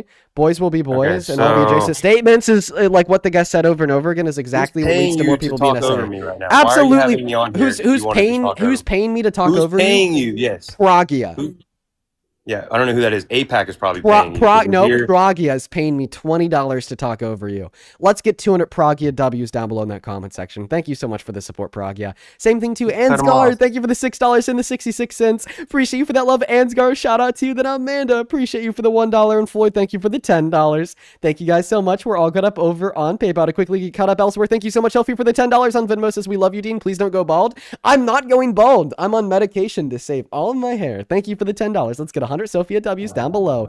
Tom, thank you for the $5 who says Jill Harth filed suit against Trump in 1997 for sexual assault decades before his election run. I think I need to learn all the facts about that. Thank you for letting me know. Tom, thank you for the $6. Andrew with a 5. Joe with a 4. Then Ben, thank you so much for the $10 on Venmo. Show some love to Ben down below. Jamie, thank you so much for the $5 on Venmo. I'm sorry to hear that last guest. Well, you get some money. Allie, thank you for the $5 on Venmo. Says one word for this guest. Ew, he was so fucking I'm still here. Then Amanda, thank you for the $10 over on Venmo. Says, did you see Santana totally tame Jill today? It was wild. What happened? Thank you for the $10, Amanda. Then Sarah, thank you so much for the $5 on Venmo. Go ahead. My turn? Bro, you're making some bread. I'm not going to lie. Thank you for the $5 on Venmo saying, please walk this guest like a dog. Go ahead. I just think it's cool. Matthew, I mean, I thank think you for cool, the $5 whatever, on but Venmo saying love you. And then Sammy, thank you so much for the $20 so donation over on Venmo. I I really appreciate you so much for that love, Sammy. Let's get 200 Sammy W. Sammy, SAMI says, I was a professional theater performer for 27 years. Even male support staff had to ask permission before entering into the woman's dressing room. There is never a good reason for somebody to barge in without consent. I could not agree with you more, Sammy. Please show some love to Sammy down below. 110% Sammy. You are straight on the facts. Same thing to Nolan. Thank you for the $15 donation on Venmo from the Deep State. Thank you so much for the support from the Deep State, Nolan. And then Jay Pa. I'm sorry, I gotta mute you. The perpetual interruptions are unbelievable. Shame on you. Shame on you. But for real, Jay Pa, thank you so much for the $50 donation on Venmo. Jay Pa, that is legitimately insane. Holy fuck, Jay Pa. Jay Pa with a 50 says, sending just to shut this guest up. Appreciate you, Dean. I appreciate you so much for the love, Jay Pa. That is legitimately nuts. Thank you so much for the support. And then Ryan, thank you for the $10 on Venmo just to call him a chud. I want to see 500 Jay Pa W's down below in the comment section. Show some massive love to our donors. Oh, unfortunately, he left. Let's go and move on to the next guest. Hi, do you support Trump, Holden? I support the current attacks on Iran by Trump. Okay. Are you a Trump supporter? In that regard, yes. If the election were held tomorrow between Kamala Harris and Donald Trump, who would you vote for? I mean, both said that they were going to take decisive action on Iran, but Trump's the only one who did. So it would be Trump? Sure. Okay. Do you accept that Donald Trump started this war in Iran on the basis of a lie? He said they had long-range weapons, and that was how old are you? completely true. 18. I'm going to be 19 in July. What year were you born in? 2007. Okay, guys, There's a bunch of people in the chat spamming 16. If there's any evidence of it, feel free to shoot that over to me. But anyways, to get back to it, do you accept that Donald Trump started this war on the foundation of a bold-faced lie? I just told you that that it was just found out that they have long-range missiles. Even CNN reported on that. Okay, so I don't know what you're referencing, but in the official White House statement, they said that they started this war in Iran because of an imminent nuclear threat. Now, we know that there was no imminent nuclear threat from Iran because, according to Tulsi Gabbard, the director of national intelligence, on top of who was the head of counterterrorism, Joe Kent, that we quote-unquote completely demolished their nuclear capabilities 4 months ago in our first round of strikes. And I quote, Iran has not started to rebuild their nuclear their nuclear capabilities either. So according to U.S. intelligence, there was no imminent nuclear threat. All right, maybe you can actually I'm an open-minded individual. I do agree with. I don't like to put a label on myself, but I am an open-minded individual who would listen to what you have to say. I listened to Parker before; he was able to change my views on some of my views. So I want to know: do you think talking with Iran has been working in the past consistently? And do you think if we didn't take action, do you think that they just wouldn't have tried to build a nuclear program? You don't think that they would have tried to, they're the people who are literally chanting death to America. Okay. Oh, you're done. I'll go ahead and respond. So, yes, negotiations in the past have been successful with Iran. The JCPOA was a major, major, major win. The JCPOA was a denuclearization agreement that Obama was able to achieve with Iran that made Iran deconstruct all of their enrichment mechanisms for uranium. It made Iran sell all of their enriched uranium, and it made Iran give us 300 in-person visits per year to every single enrichment site to ensure they were not advancing the development of nuclear weapons, as well as 24/7 access to surveillance footage from all of their enrichment sites. And I will grant you that Trump was the one who got rid of that in his first term. Why? Because it had Obama's signature on it. Donald Trump greenlit Iran to build nuclear weapons because he is so stupid. He wanted to tear up anything he could that had Obama's name on it. No, I know he's not a great individual, to say the least. I mean, you just touched on his thing about bursting into a locker room, et cetera, et cetera.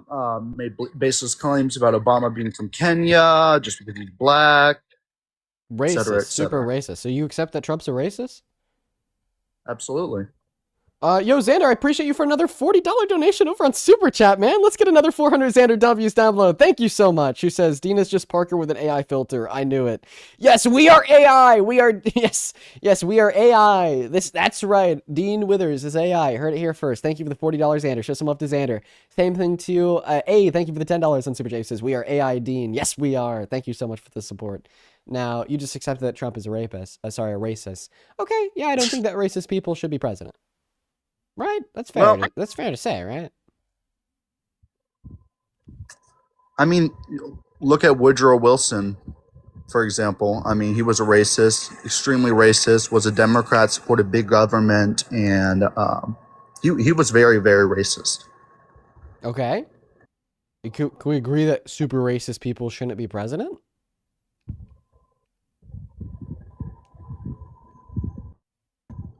You make a valid point. Yeah.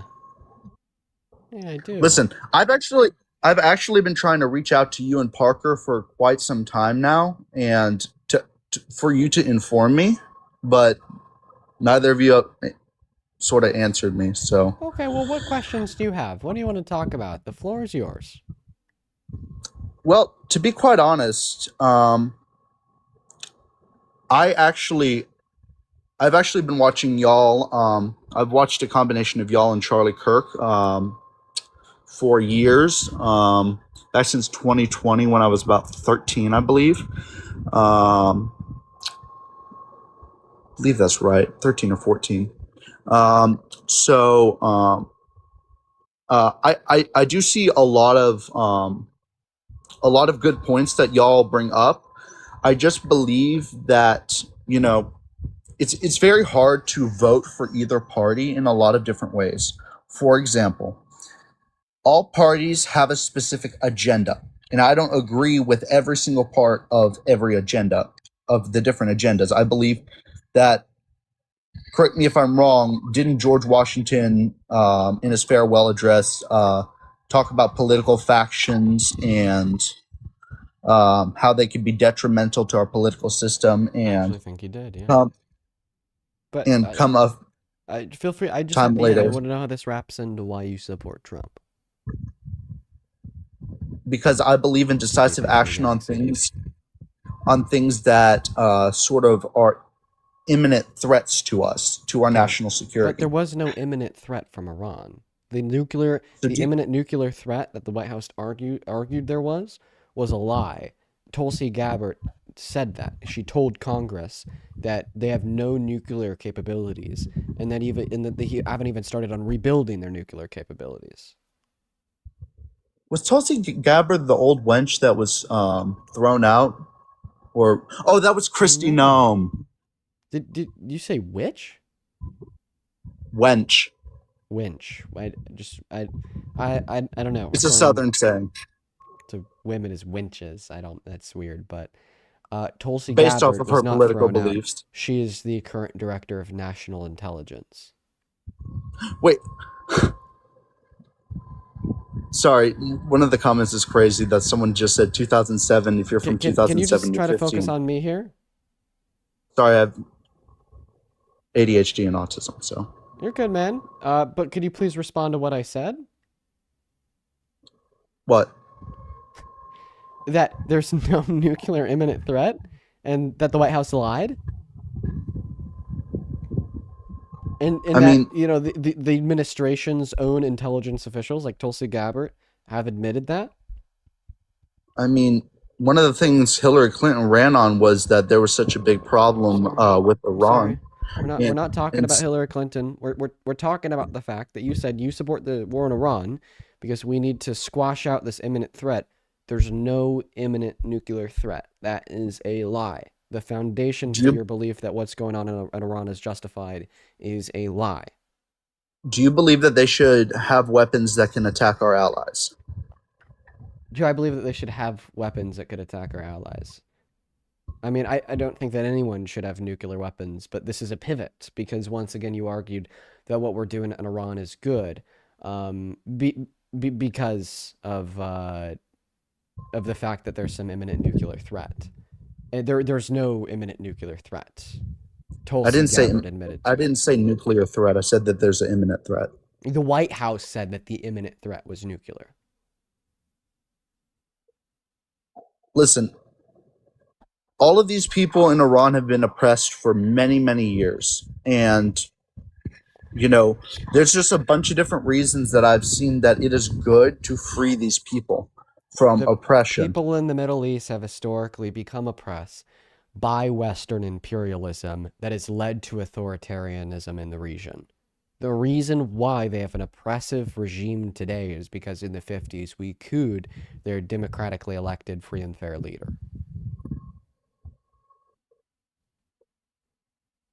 But does that justify them killing their thousands of their own protesters in just one day? No, it just simply explains why it's not a good thing for us to go and invade the Middle East, because it only leads to more of that exploitation and oppression. Take Saddam Hussein in Iraq and Afghanistan. We killed their oppressive dictator, and then over 1 million Afghanis and Iraqis died through bloody civil war and war with America. Neocons in Congress have been wrong about every single foreign policy decision they've made in the last 70 years. Every time we go into the Middle East, there is never peace and liberation. There's only more death and destruction. All right, I actually hear what you're saying. So, can I ask you a question on that then? Yeah. what do you think the solution is? Well, the solution is to not support warmongers as president. The solution is not to support people who will run on populism, say that they're going to make the economy boom and that we're going to have no new wars under them, just to turn around and threaten to invade our allies, invade Venezuela, go to a war with Iran, breaking the promise of no new wars, threatening to invade Cuba, Colombia, Mexico, annex Canada, all while just destroying us domestically through higher gas prices, lower real median wages, arguing that we need to make houses more expensive and that affordability is a scam, on top of taking healthcare away from 10 million low-income Americans and food stamps away from 3 million low-income Americans. Right now, the solution is to vote blue midterms and to stop supporting Trump. Including taking away my Medicaid. So, if he took away your Medicaid, you really shouldn't support him as president. Well, come on, bro. He took your health care away. And took down the pride flag at the Stonewall Monument in New York. But here's the thing. Here's the thing. Yeah, that's also really bad. Are you a member of the community? Yes. Yeah, he's taking your health care away. He's erasing your history. He's killing schoolgirls in Iran. He's making your gas more expensive. Come on. I mean, I don't think gas being expensive is actually a really good thing, because I wish people would switch to electric cars. So, but dude, making gas more expensive will not make people switch to electric, because you got to keep in mind here that people who are hurt by the price of gas going up are not people who could turn around and spend $40,000 on a new EV. The people that could just turn around tomorrow and buy a brand new EV probably will complain about higher gas prices, but it doesn't impact them too much. That's fair, but you know, I don't know if you saw this, but recently in the news, Trump was talking about Newsom, and he said that I don't want a president with mental disabilities, which is very hurtful to someone who actually was considering becoming president someday. That's actually why I reached out to you and Parker. Brother. Oh, yeah. Come on, man. That's another really good reason to not support Trump. Saying that dyslexia is below the office of the presidency. Autism is below the office of the presidency. But racism and that's caused by isn't. vaccines. But rape isn't. Okay, but you know, killing schoolgirls in Iran isn't. But the depicting black people's Democrats apes, said like, nothing come on on, that. this is just another really good reason to not support Trump. You also just said that autism is caused by the jab. Yeah, he said that. Yeah, and that's also not true, right? I don't think so. Okay, so why, dude? You're just describing so many good reasons why you need to stop supporting Trump.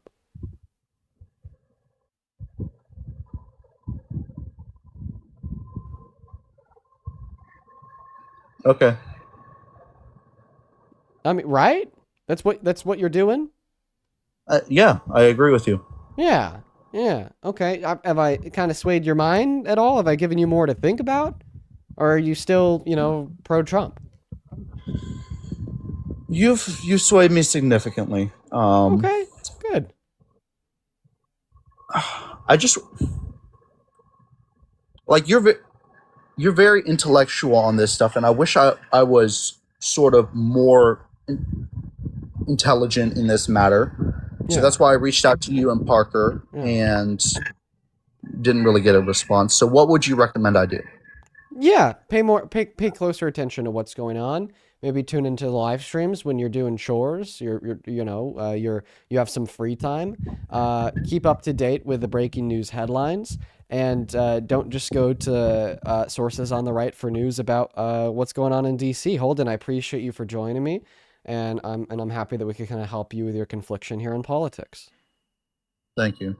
Yeah. You have a good one, Holden. Let's go ahead and move on to the next guest right now. Only up inside of that queue if you happen to be MAGA. We got the next guest loading up into the box. What is this? What is this? What am I looking at on my phone screen? What is going on? Jimmy, how old are you? Jimmy left. No! Somebody named Jimmy just joined the live stream and his profile picture was an AI photo of me in a bikini. Come on, Jimmy. Do you support Trump? Forget about it. Hello? Forget about it's not here. Let's go to move on to the next guest right now. Oh my goodness. Only up inside of the queue of your MAGA, please and thank you. Only up inside of the queue of your MAGA, please and thank you. If you want to support me. Dean, you never banned me yet. Oh my God. You never banned me yet. You said you would last week, but you never did. Account. Deactivate What? your account. Deactivate your account. Deactivate your account. Deactivate your account. Jesus Christ. Moving on to the next guest. So annoying. Fish girl. Duh. Chris, do you support Trump? Yes, I do, sir. Roll up in my mouth, Chris. Just kidding. I won't actually do that. I'm going to take a moment, thank a couple people, and the mic and the floor can be yours. Thank you so much for the $30 over on Super Chat. King Leo. Thank you so much for that love, Leo. Let's get 300. Leo W's down below in that comment section. Leo with the 30 says, also, me and my family are veterans, and my son, who is in the Air Force, is celebrating his 20th birthday deployed in this Iran war. So this is personal to me. I cannot wait for the next election. Go out and vote, people. Please vote for Leo's son, for the sons and daughters in Iran, for the daughters, the girls killed at the elementary school. It is so important, and I'm so sorry to hear that, Leo. Thank you for the $30. Please show some very extra special love to Leo down below in that chat. Same thing to Famcam ASMR. Thank you for the $20, who says, making gas more expensive also makes it harder to save up for an EV. Good point, Famcam. Thank you for the $20. Show some love to Famcam down below in that comment section. I'd also like to thank Leo for another $30, who says, glad Trump is president. He's showing the true colors of the Republican Party, and supporters truly are. He's also showing the younger generation why it's so important to vote. Thank you for using your platform. Well, I wouldn't say the takeaway there is that we should be glad that he's president, but, you know, that's the silver lining, right? He's getting more people to, you know, get away from the GOP. Thank you so much for another $30, Leo. What is that, like $60 in total? Thank you so much for your support. Same thing to Kat. Thank you for the 20 Canadian dollars on Super Chat, who says, this virtue signaling that the U.S. brings freedom to others is disgusting. The Trump government is the villain here. You are not wanted to serve justice anywhere, buddy. Pump the brakes on self-proclaimed vigilantism, especially with the track record that we have going into the Middle East. We always just cause more death, carnage, and destruction. Same thing to Gail Star. Thank you for the $20 on Super Chat. Thank you guys so much for all the love and support. Gail Star says, hey, Dean, hope you've been great, but I disagree with your arguments on TS. Not only is it disgusting for men to be so obsessed with their sexual desires to the point that the only reality matters to them, it's sad.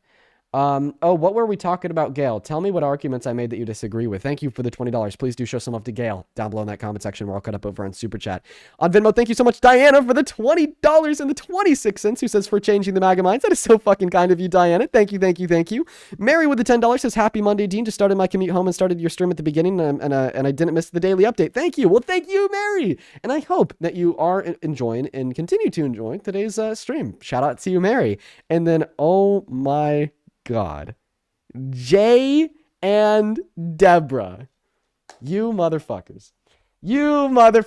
Jay and Deborah. Show some love to the MVPs of the hour. Jay and Deborah in the chat, please. Jay and Deborah, thank you both for the $100 over on Venmo. Jay and Deborah, that is craziness. I'm so very, very grateful for the two of you guys. Beyond kind. I do not deserve that much love. Nobody does. And I'm so very grateful for y'all's support. Let's go ahead and start by reading Deborah's message. I mean, just like truly, like, what the fuck? That is insane. Let's see here. Deborah with the $100 says, for all the work that you do with these crazy MAGAs. Dude, thank you so much for supporting what we do. I hope that you're enjoying today's stream. Let's get 1,000 Deborah W's. And then Jay with $100 says, since episode 89, I'm still astounded astounded with your mind and heart, not only displayed in your iconic debate arguments, but in your character as well. It is a singular privilege for me to support you the best I can whenever I can. Love as always. Jay, you've been so beyond kind to me and Parker over the course of the last year. I'm so very grateful for you. Parker's so very grateful for you. And I'm still just so happy to know that you think that what we're doing here is good and that it's worth it and that it's changing minds. Show some love to Jay and Deborah down below. Thank you, thank you, thank you. Juan, thank you so much for the $10 over on Venmo. Appreciate you so much. Adriana, thank you for the $10 as well. You says, I absolutely hate Trump, but my boyfriend likes him. Every time I tell him all these things Trump has done, he says it's fake news and AI. Honestly, don't know what to do. He treats me great, but I don't know how he could support Trump and ICE. Why don't you try to get him up on the stream? I'll talk to him. You know, actually, that's what some other lady did. She got her pro-Trump boyfriend on the stream, and I was able to change his mind in less than 30 minutes. Thank you for the $10. Margaret, thank you for the $25. She says, thank you. Glad you and your girlfriend are having a great vacation. From Margaret. Margaret, it's great to see you. Thank you for the $25 dono. Show some love to Margaret down below. Emily, thank you for the 8. Ashley, thank you for the 10, who says, MAGA only cares about Iranians' livelihood until it's our country harming them. They don't care. They don't give a shit. Thank you for the $10. And then Julia, thank you so much for the $10, who says, please never disappoint us. You are the future and a role model for this and future generations. Well, there's some things that I'll do sometimes that are disappointing, that will be disappointing. But I think it's just important for me to continue to be very fair, be very reasonable, and be okay with being wrong sometimes. Being willing to hold myself accountable. Thank you for the $10. Over on PayPal, thank you so much for the $10. SJ, who says, just sending a little bit of love. Hope that you all enjoyed yesterday. It was so fun. Good to see SJ. Let's get 100 W's for her down below. May, thank you for the $10. Who says, these people support a P3 and claim moral superiority. It's fucking terrifying. It's so fucking terrifying, May. It's so dystopian. Nancy, thank you for the 10 on PayPal. Who says, you are so amazing. Thank you for working so hard. Take care. You too, Nancy. I'm happy that you're enjoying the stream. Thank you so much for the 10. And then Amanda, thank you for the 1. And then Arabella, thank you for the 3. And I think that we are all caught up. Wait, one more. Tyler, thank you for the $20 over on Super Chat, who says, I take care of adults with mental disabilities and have family who are also on the spectrum, so hearing Trump say these things absolutely disgusts me. He will launch an attack against anybody and everyone just because of how hateful of a man he is. Regardless if it's disabled people, women, black people, or immigrants. He has something new to say every day to be more and more hateful. I mean, look at his response to Mueller's death. Okay, Bob Mueller, he was a head at the FBI, worked after 9/11 and worked on the Mueller report with Russian interference in the 2016 election. And well, what happened when he died? Donald Trump went on Truth Social and said, I'm happy he's dead. You know, the world's better off without him. Calling for the execution of Democrats too, like the 7 treasonous traitors in Congress who he argued should be sentenced to death just because they reminded members of our military to abide by their oath and to not follow any unlawful orders if they're given. He hates Democrats. He thinks that they're the greatest enemy. He thinks that they should die. He celebrates it when they do. Completely disgusting, completely beneath the Oval Office. No clue how people still support him, but let's try to figure out. Take it away, Chris. How the hell do you still support the worst president of your life, Donald Trump? Well, ultimately, Dean, I think he's the best president in U.S. history. And the reason for that is pretty simple. Starting with point number 1, he can't be bought. He's ultimately the manager of a huge war chest, and corporations themselves have tried to push Trump around. And you can see the proof of this, that he's pushed back against them. There's a little bit of a diametric pressure between old school GOP and MAGA. Can you show us that proof? Can I just finish, Dean? I'm sorry. Sure. There's a pressure between the GOP and MAGA because MAGA basically controls the base, and the old school GOP is more institutionalized with the big businesses. And, you know, if you look at people like Mitch McConnell and the old school rhinos, they have pushed up against Trump with frustration. And then you can see, for proof, you know, the press secretary, she's taken jabs at the GOP multiple times during press conferences. And basically, I think Trump is just somebody that can't be bought by corporations. And that's one of the things I like about him. He has taken money from large donors, but ultimately it's the lesser of two evils. If you look at Harris, her campaign, I mean, $176 million, and a lot of that, 60% was from, you know, grassroots, but 40% was from large businesses. And so I think the lesser of two evils of being able to be bought is Donald J. Trump, and that's one of the main reasons I like him. Okay. All right. Yeah, I completely disagree, clearly. A lot of people like to say, well, because he already has so much money, he doesn't need more money, therefore he can't be bought. But that doesn't follow. Billionaires love money, or else they wouldn't be working anymore. Like, honestly, if you're able to make like $40 million and you're still working after you make $40 million, you just want more money to have more money. And that same trend is really true for billionaires. So for people like Donald Trump, yeah, he did take $250 million from AIPAC because he's willing to sell out to Israel because he wants more money. You know, yeah, he did give pardons to the CEO of some crypto exchange in turn for future vesting in his own crypto projects because he's willing to sell out. He wants more money. But honestly here, regardless of what's influencing Donald Trump's actions, if it's some third party, if it's some foreign nation, if it's a corporation, or you're right, he can't be bought and it's just himself, well, his actions are still perverse. His actions are still immoral. His actions are still anti-American. And his actions are still inevitably bad for you and me. So you're saying his actions are still bad for you and me. Can you name one policy that Trump passed that benefited large corporations and not the people? Benefited large corporations and not the people? Yeah. Sure. Yeah, the Big Beautiful Bill, according to the Center on Budget and Policy Priorities, the Big Beautiful Bill reduces the purchasing power of the average American making at or under $51,000 per year, while cutting the corporate tax rate from 25% to 1% and giving the top 1% an average return of around 3% per year on top of what they're already getting, which is clearly an example of a form of wealth redistribution from the low class to the top 1%. And the way, and not to mention that it's also the most expensive bill in American history because of those massive tax cuts and breaks for the corporations, tax cuts for the top 1%, that he wants to try to offset that cost by, like, for instance, permanently taking healthcare away from 10 million low-income Americans and then defunding Medicaid by $900 billion. That's an example. Well, some of your statistics are off. He didn't defund Medicaid. He put in work requirements in the Big Beautiful Bill. That's a big difference. It's not intellectually honest to say that he gutted or cut Medicaid. It's intellectually honest to say that they put in work requirements for able-bodied Americans. And I agree with that because we're not a socialist country that gives able-bodied Americans who can work free health care. I think that we should give essential social programs to people that need them, even if they're not working.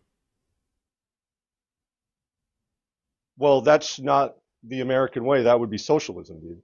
I actually think that is the American way. I could give you an example. Yeah, please. Roads, firefighters, and policemen. Those are essential social programs that are available to those that need it, even if they don't work. Law enforcement is technically the stick for the Justice Department. That's not a social program. It's the application of de jure law. It is a social program. They're funded by the taxpayers to then be available for free to anybody who needs them. Dean, it's a job. They are providing a service to the United States of America. The same way that healthcare professionals provide a service to the United States of America. And that service would be to make people happier, healthier, and live longer. So in turn, they'd be at a higher propensity to work and they could refocus more of their time on what matters, like getting an education or providing high quality parental guidance to their children. But still, there's a major flaw in your argument. If we provide healthcare to able-bodied workers, the U.S. isn't getting anything in return for giving them free healthcare, but a police officer, a firefighter, is providing a service to the United States of America in exchange for a dollar. I mean, you cannot say that police officers and firefighters are a social program. I think that's a stretch. What do you take a social program to be? Like Venezuela, government-run grocery stores. Okay, so if the government's not running hospitals, but just simply paying for the coverage of the constituents that use the resources from said private hospital, like then healthcare is not a social program? It's not supposed to be a social program. So yeah, I guess it wouldn't be a social program. Apparently, Medicaid's not a social program, according to you. But you know what would be a social program under that definition? Because it's government run, would actually be the police forces. They're completely public, completely government run. Therefore, they're a social program. That's not a social program, Dean. That's literally a police officer providing a service in exchange for money. Yeah, money from whom? From the state government or the federal government. And where does that money come from? From the federal government. And where does the federal government get that money from? Sir, I understand your line of thought. I understand your line of thought, but when we give money to able-bodied... How about this? Do you think it's fair to define a social program as a program that is funded by taxes? No, absolutely not, because you're comparing... this is a huge logical fallacy. You're comparing two unlike... I mean, this is ridiculous. You say that somebody... You're saying that somebody... Well, then you have to redefine what a social program is. Try again. Define what a social program is. Well, you could call Medicaid a social program. I don't want an example. I want a definition. Define social program. Define that phrase. I've never thought about that. So take a second. Think about it. A social program would ultimately be a service that the government provides to the people for free. Chris, do I need to do the whole dot connecting thing? You're defining a social program as a service that the government provides to the people for free.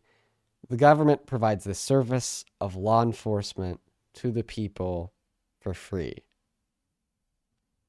But the government is receiving safety in return. So the government also benefits. So you're saying if the government also benefits from the social program, then the social program is not a social program. But that's not the case, because your definition of what a social program is a service that's provided to the people by the government for free, regardless of the government benefits or not. And by the way, the government benefits from a lot of various social programs like food stamps and Medicaid. The government benefits. So the government benefiting from a social program doesn't mean that the program's not a program. But if you just give me a moment to compare a social program by my definition. You could tell me why your definition of a social program wouldn't apply to cops. Once again, you define a social program as a service that the government provides to the people for free. Police officers, they're a service that the government provides to the people for free. You tried to argue that it's not a social program because it also benefits the government. But when I asked you to define what a social program is, you never said, unless it benefits the government, then it's no longer a social program. You said that a social program is a service that is provided by the government to their constituents for free, regardless if it does or does not benefit them. But this is a huge logical fallacy, because ultimately a social program like Medicare or Medicaid is helping out the elderly and the sick, and they're not receiving anything in return. When the government pays a police officer or firefighter, two entities benefit from it: American citizens and the government. So it's an exchange of services, and that would be capitalism, not socialism. There's an exchange of services there. Okay. Well, first and foremost, you're kind of now deviating from the claim that, in accordance with your definition of what a social program is and what my definition of a social program is, both the police and Medicaid would be a social program. And now you're just saying, well, regardless if, they're social programs or not, our government does benefit from the police, but doesn't benefit from things like Medicaid. And that's not true. Medicaid does benefit our government, does benefit the country, because A, it reduces unemployment, because now there's more people that can get a job and not have to suffer with chronic illness. B, it extends people's lifespans. The longer that people stay alive, the longer that they can still pay taxes. And C, it increases general qualities of life, healthiness, and happiness. When people are healthier, when people are happier, when people live longer, things are better off. When things are better off, the government's more productive. Okay, I can agree with that. That makes sense. But I want to propose a question to you. Would you like to see the U.S. government give everybody free healthcare? Would I like to see the U.S. government give everyone free healthcare? Yeah, I would. But this isn't a debate on universal healthcare. This is strictly a debate on should Medicaid be given to low-income Americans that can work and that aren't working. right? Because remember, we're talking about the big, beautiful bill. Right. And the big, beautiful bill, I still align, and I'm not going to move my posture on my belief system that it's good that they cut out people who could have jobs and Do you provide think for that their people who families. can work that don't work should be able to access the cops? Yes, because it's ingrained in the social contract between citizen and government that the government is going to protect you as a tax-paying citizen. Well, remember, So, yeah, they're not a taxpayer because they're unemployed. at some point in every adult's life, if they have worked, they have paid taxes. Okay. So then we could just say the same thing about people on Medicaid. It's ingrained in the social contract between the government and its constituents that the government will protect their constituents, including from aggressors like violent criminals and natural aggressors like chronic illness. See, chronic illness and illness in general can be just as much of a threat to one's livelihood or life as an unnatural aggressor such as a violent criminal. Both cops and healthcare professionals serve a vital function, which would be to the betterment of the well-being of the constituents in this country, which is exactly why so many people will argue that universal healthcare is necessary, and exactly why many developed countries around the world have it, because once again, it serves that same role and function of protecting the well-being of the people. Yeah, and I agree with you. I've thought deeply about universal health care, and I used to support the idea until I went to a hospital. We're not talking about universal health care. Oh, okay. We're talking about if low-income Americans that can work that aren't working should be able to access Medicaid. And I want you to respond to the way that I was able to reflect the reason why you gave, insofar as why they should be able to access the cops, and how that same reason could apply to accessing the hospital.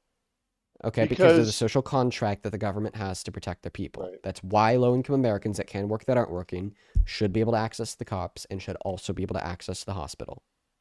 So I'm just trying to understand. So you think that it's a part of the social contract of government to protect citizens through healthcare? Well, yeah, the same way it would be through the police.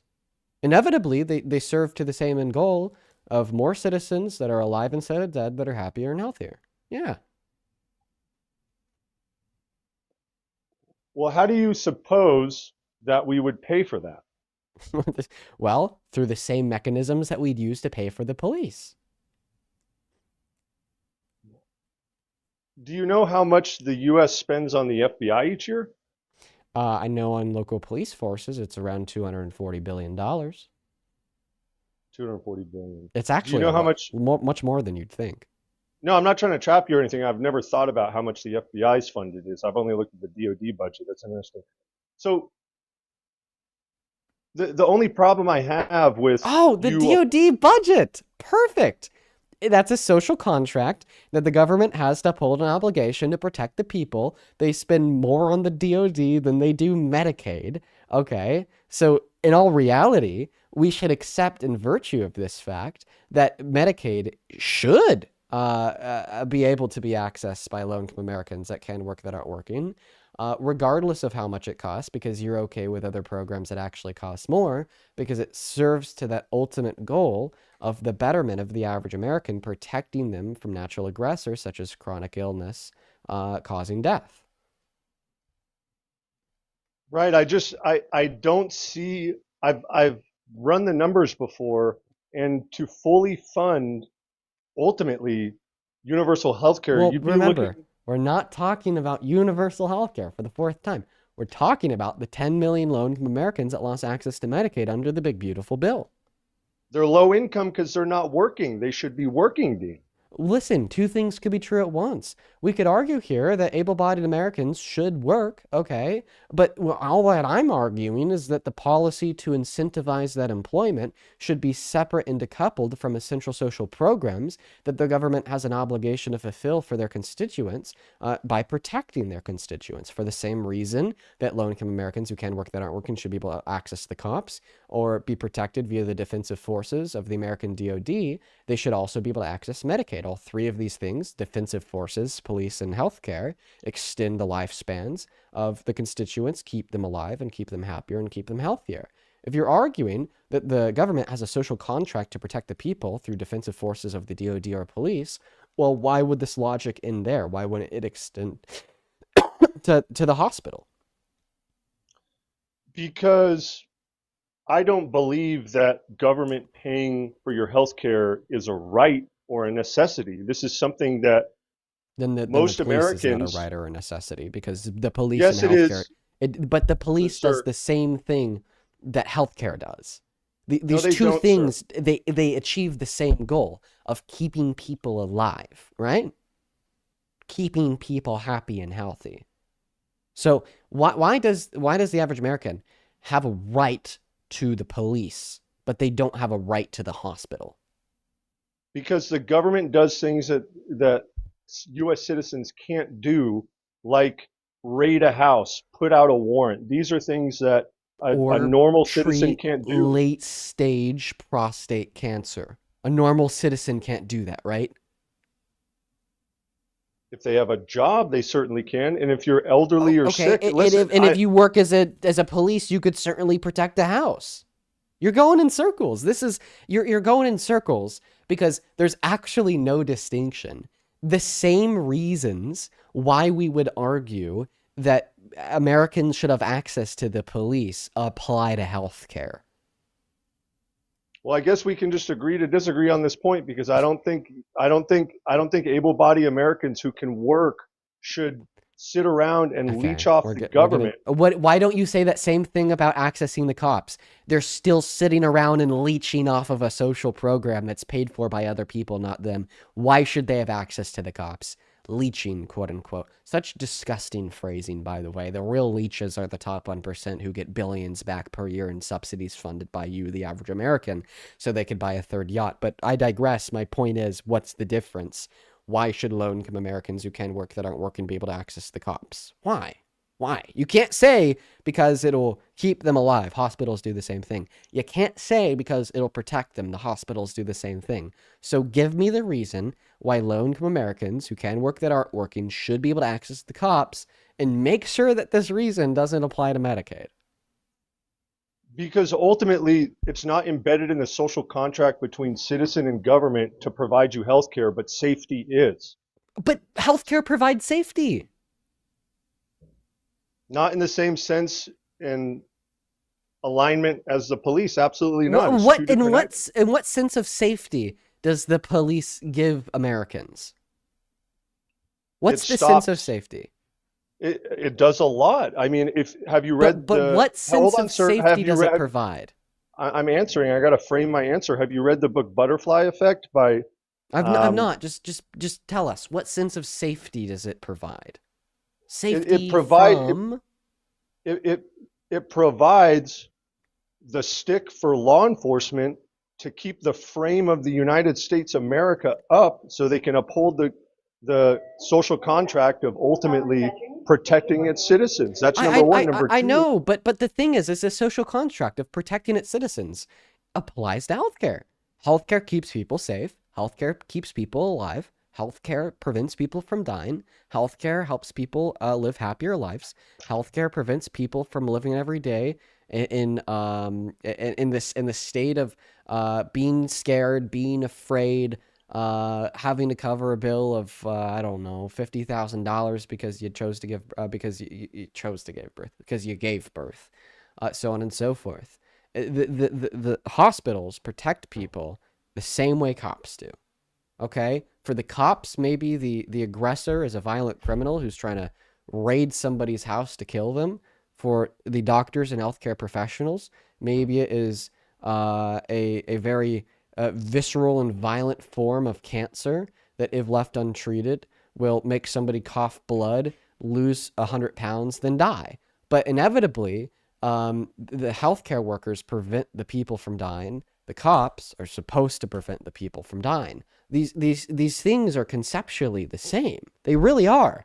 And I'm really struggling to find the best words to explain this to you, but I feel like it should be clear here. Anybody should be able to understand that your well-being is idealistically benefited by LEOs the same way that your well-being is idealistically benefited by medical health professionals. Your life is idealistically could be saved by LEOs the same way that your life idealistically could be saved by medical health professionals. I understand your argument clearly and specifically, but I still disagree, and I'm never going to agree that healthcare should. But what's the difference? What's the difference in the way that healthcare protects people and cops protect people that justify the government funding it in one circumstance but not the other? Does healthcare protect a bank from being robbed?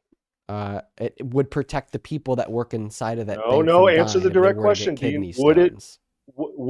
Would healthcare protect a bank from being robbed? Well, I mean, it certainly could prevent it, because what if that person's robbing the bank? Oh, come on, that's ridiculous. No, it's not ridiculous, because what if that person's robbing the bank to take $100,000 to pay for their daughter's treatment for the broken arm she got? That's so ridiculous. Come on, you're smarter than that, Dean. Come on, all that I'm saying is it very well could.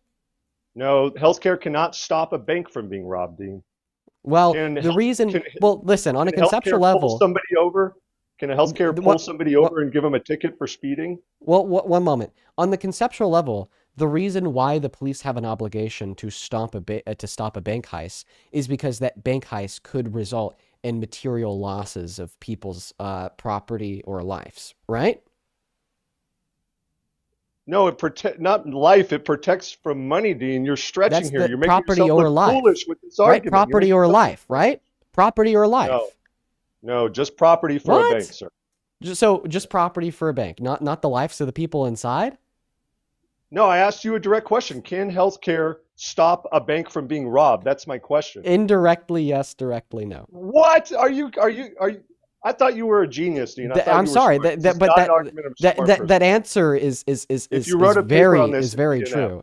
I'm trying to be as good faith as possible. Healthcare absolutely could indirectly stop a bank robbery. Just saying. What? How? If you wrote that paper, you'd get an F. Please tell me how healthcare can stop a bank from being robbed. Because one of the motivations, insofar as why somebody would want to rob a bank, could be for more money to pay for healthcare, but they wouldn't have to pay for it if we had coverage from the government. That's ridiculous. That is a circumstance of how healthcare could indirectly stop a bank from being robbed. It is true, but directly, healthcare can't directly prevent somebody from robbing a bank. You asked me a question and I gave you an answer. It is absolutely true that there are circumstances where healthcare could indirectly stop a bank from being robbed.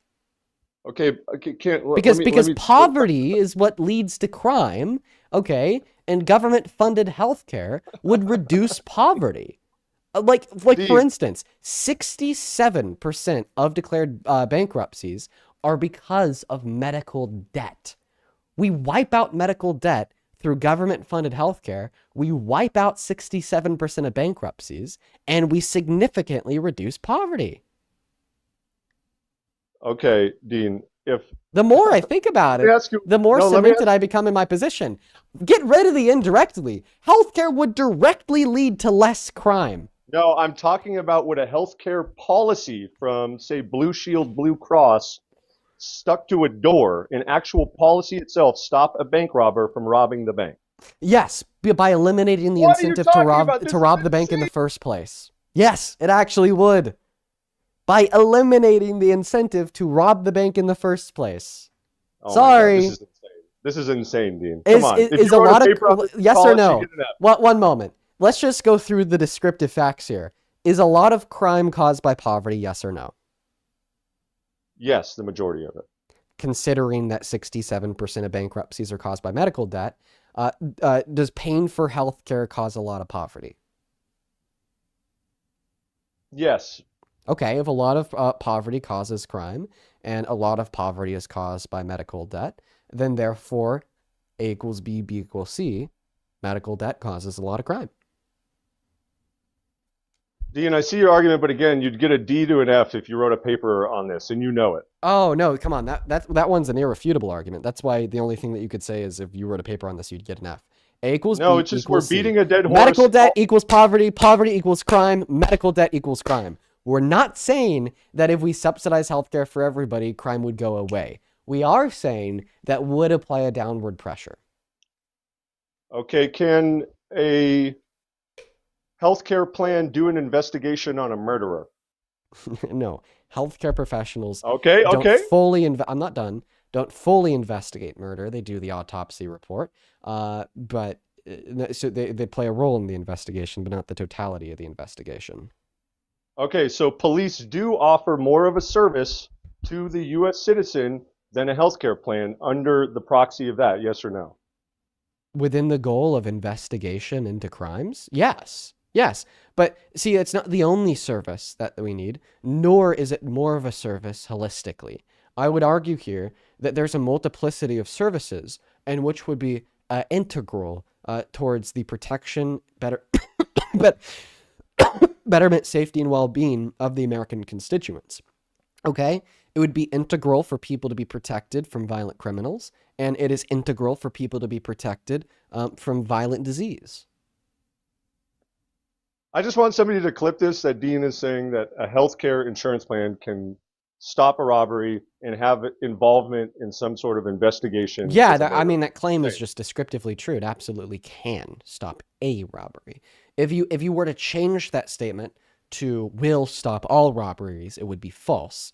But it absolutely could stop a robbery by eliminating the incentive for some robberies in the first place by reducing poverty. Okay, can a healthcare plan jump out of a helicopter and catch a bad guy? Healthcare plans cannot jump out of helicopters and catch bad guys. Okay, so we're getting somewhere with this. So police do have a much different service towards the American citizen in the social fabric of the contract between citizen and government. Yeah, a different service that serves the same goal. You just admitted. A different service that serves the same goal. Why do police have an obligation to jump out of a helicopter to catch a bad guy? Because if they don't catch the bad guy, that bad guy could hurt people, right? No, maybe he wants to rob a bank. Okay, yeah, and why is it bad to rob banks? Because it could hurt people, right? No, because it's taking property that's not yours. That's yeah, why but taking property from somebody else is hurting that person, right? No, when you go to court for robbing a bank, dude, they say come on, we're talking about this on like a very conceptual level. Okay, crime bad because it hurts people. No, a lot of crime doesn't hurt people. It hurts institutions. Okay, but institutions are what? Comprised of people. The only reason why institutions matter are because of the people in which comprise the institutions, right?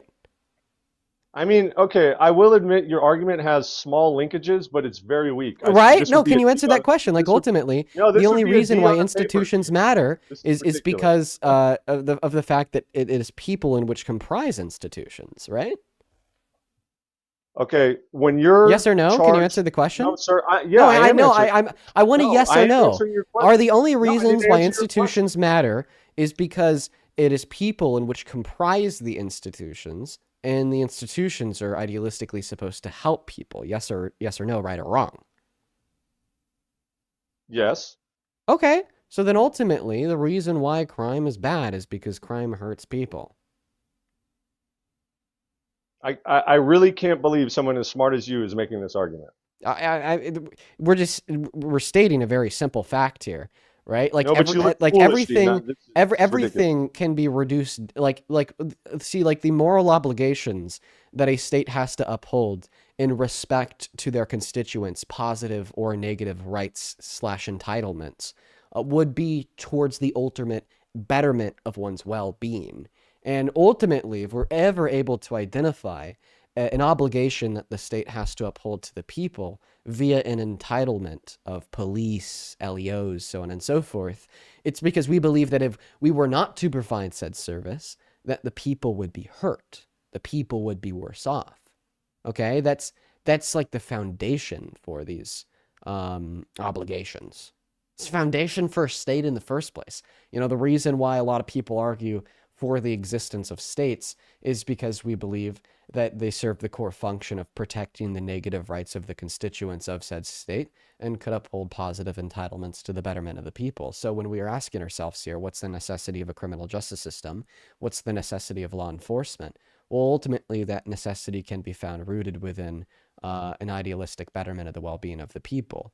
And that's reducible down to the conclusion that crime hurts people, and the only way to prevent crime would be through law enforcement.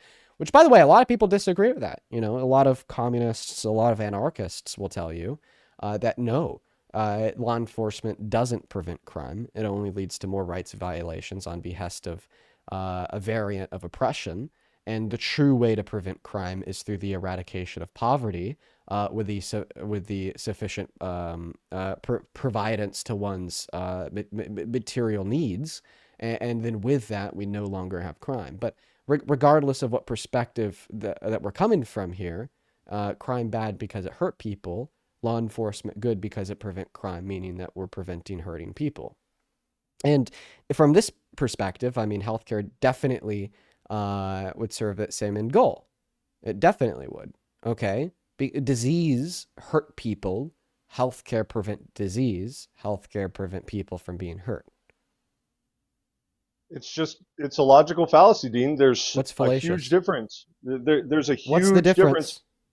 A huge difference is that without law enforcement, the country would cease to exist. Without medical care paid for by the government, the government can still run, and the United States still has its framework of de jure law. It's two completely separate items. Without law enforcement, the state wouldn't cease to exist. The state would just be significantly worse off, right? We also don't use that as an axiom, okay? We're not arguing here that the state should only provide the things in which would lead to the state being upheld, okay? Because at the end of the day, the state's existence isn't what is important. It's the well-being of the people in the state that is important. So we're going to want to do things to uphold the state's existence, given that the state's existence helps the well-being of the people. But ultimately, if everything's reducible down to that core value of the well-being of the people, we should also advocate for greater access to healthcare, because that also helps the well-being of the people. A state can't run without law effectively. If you read the book, The Butterfly Effect, by a former prosecutor who traveled the world, he ultimately studied governments, and he found okay, that... if a state can't run without law effectively, then why did you make a 34-count felon president? Why did you make an adjudicated rapist president? Why did you make somebody whose DOJ is complicit for breaking the law over like 10 million times in reference to the Epstein Files Transparency Act president? Why did you make somebody who broke the law in reference to lying about the valuation of his properties in the state of New York president? Why did you make somebody who gave full and complete presidential pardons to 1,600 domestic terrorists, including 165 people who tried to kill cops on the steps of our Capitol president? The 35 felonies were completely ridiculous. He shouldn't have been charged with one felony for that. Hillary Clinton did the same exact thing with her FEC filings. It was mishandling of paperwork. She got a fine. Donald J. Trump got 35 felonies, complete lawfare, and a campaign to smear his name. And that's exactly what that was. And that's why I completely discount it from any conversation. Okay, so we do recognize that it is a Class C felony in the state of New York to falsify business documentations with an intent to commit a second-step crime, right? To conceal a second-step crime, right? Yes. Okay, can we acknowledge that that is a crime that the court found him guilty of? Yeah, so weaponized justice system did that. So when you're arguing that it's... Oh, I don't think that Biden and Harris weaponized the DOJ. That's insane. Lawfare was carried out against Donald J. Trump for mishandling paperwork. They did not weaponize the DOJ. I could prove that Biden didn't weaponize the DOJ. Do you want me to prove that to you? Sure.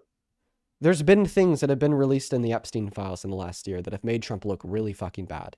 Like the birthday letter to Epstein, like the credible accusation from the woman who won a settlement from the Epstein estate, like the letter Epstein sent to Larry Nassar saying that Donald Trump was just like them and had an affiliation for young, nubile, or sexually attractive girls, and about a billion other things too. If the Biden-Harris administration wanted to dip their toe into the DOJ, didn't view it as an independent entity and wanted to weaponize it against Trump, then they would have selectively released parts of the Epstein files as that October surprise before the election, which would have significantly reduced his chance of winning the election. And the fact that they didn't selectively release those documents is what proves that they did not engage in lawfare against Trump. I will repeat it again. Hillary Clinton did the same exact thing, mishandled some FEC filings. She's a huge Democrat. What state was she charged in? In New York. So she was charged in New York, and she mishandled FEC filings. Okay, was it in the furtherance of concealing another crime?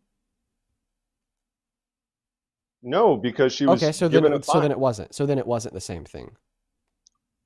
The only reason. So then it wasn't the same thing. By definition, it's not the same thing. The reason why it was a felony account was because it was in the first degree, because the court proved it was in furtherance of concealing another crime.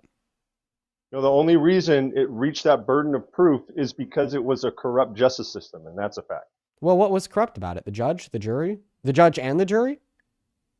The entire left-leaning, postmodern Marxist system of progressivism. Postmodern Marxist? Yeah, you're just saying that's words, what though. you Calm are. down. That's what you are. You're a postmodern Marxist. Oh, yeah, I'm Are you super not? Marxist. Go ask a Marxist if they think I'm a Marxist, and they'll flip you off and call you crazy. They'll say, no, he's a fucking center-right liberal. That's what the Marxists will say about me. But anyways, to get back to what I was saying, all right? To get back to what I was saying, you're now just spamming words because you lost the debate. I'm not spamming words. Yes, and what was corrupt you about actually, it? Show me the corruption. Show me the corruption. What was corrupt about his 34 felony convictions? Dean, you made a 20-minute argument that would have gotten an F on a paper, and you know it. You already lost this debate, sir. Oh, yeah. Just because you say that makes it true. Now, can you show me the corruption? Oh, wait, I could show you the corruption. I could show you the corruption in Donald Trump giving full and complete presidential pardons to people who try to overturn a free and fair election.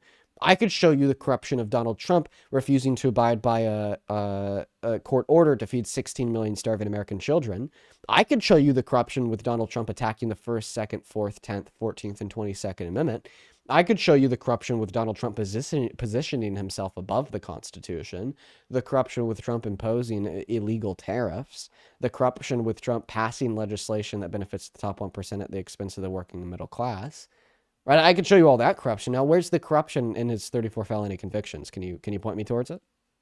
It's an absolutely systematic way to try to take down Trump. That's exactly what that was. And I'm glad that people like you sit on TikTok and whine. You can't say that this was him being systemically taken down, because I proved to you that the Biden-Harris administration did not weaponize the system against him.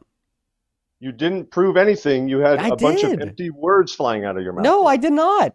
In the last year, there's been Epstein files released that make Donald Trump look really bad. Yes or no?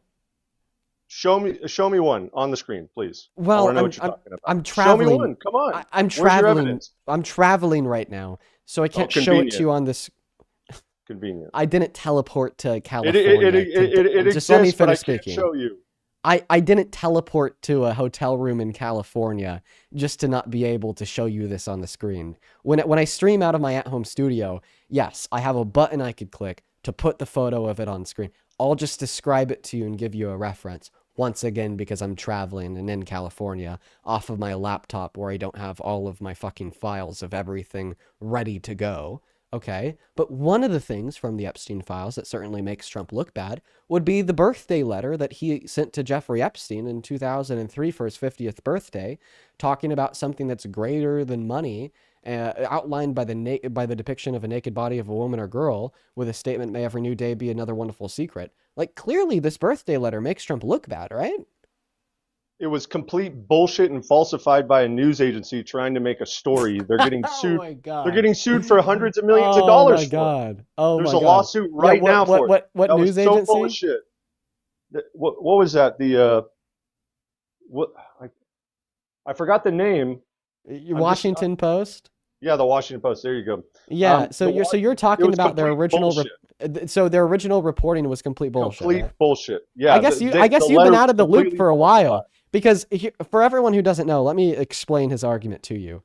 So the very first thing we ever heard about this birthday letter was from the Washington Post, where they posted an article saying that Donald Trump sent this birthday letter to Epstein, and they included some key quotes of it. But then Donald Trump and JD Vance turned around and called that reporting bullshit. They said that the letter doesn't exist and that it's been quote unquote falsified, just like Chris told us. But what Chris apparently doesn't know, and this is really unfortunate for you, is less than a month after the Washington Post published this article, just quoting what was in the letter, the House subcommittee released the actual letter vindicating the Washington Post in proving Donald Trump and J.D. Vance to be liars, because now we actually have it. We have the letter. We know that its contents weren't falsified by the Washington Post, because now the Washington Post's reporting has been independently verified. Dean, I know you lie a lot, so why don't you prove you're not lying and show me the evidence? Which would mean to show you the letter, right? Show me the report. Report on what? Show me in the House committee where it is said that this was an original letter and Donald J. Trump saying, yes, that's the letter, because Donald J. Trump so here's a letter. He did not make that, and Donald Trump has openly said it was completely falsified. Oh, this was falsified? Okay, so there's a couple hurdles that you have to jump over here to argue that this letter is fake. The first hurdle would be the fact that this letter was found from a birthday binder book in the Epstein estate from 2003. It wasn't just this one letter. There was also like another 200 pages of contents from his 50th birthday. So you'd have to argue that Epstein and Ghislaine Maxwell had a crystal ball, and they knew that Donald Trump was going to run for president in 20 years. So they implanted this fraudulent letter in his name into this binder 20 years ago. The second hurdle that you're going to have to be able to jump over here is a consolidation of the attempted evidence that Trump has given us to demonstrate that this letter is a fake. That evidence being that it's quote unquote not his signature. And I agree his signature looks different today than it did 20 years ago on this letter. But if you actually go and you look up Donald Trump's signature on other documents, like signed books, documents, financial or otherwise, from the early 2000s, from the 90s, they all have the same signature that's on this birthday letter. There's even been multiple independent handwriting specialists that have confirmed it to be the same signature that was on other documents signed by Donald Trump at the time. So is your theory that Ghislaine Maxwell and Jeffrey Epstein had a crystal ball and knew that Donald Trump was going to run for president in 2015, so they implanted this fake letter using his signature confirmed by handwriting specialists in 2003? The signature did not match, Dean. Game over. No, the signature did match. No, it didn't. You even admitted that it didn't match. He changed his signature after 2003. When you look at his signature from that same year on other documents, it's the same signature. I hope when your brain develops fully, you stop lying so much, Dean. Well, I'm not lying. That's a fact.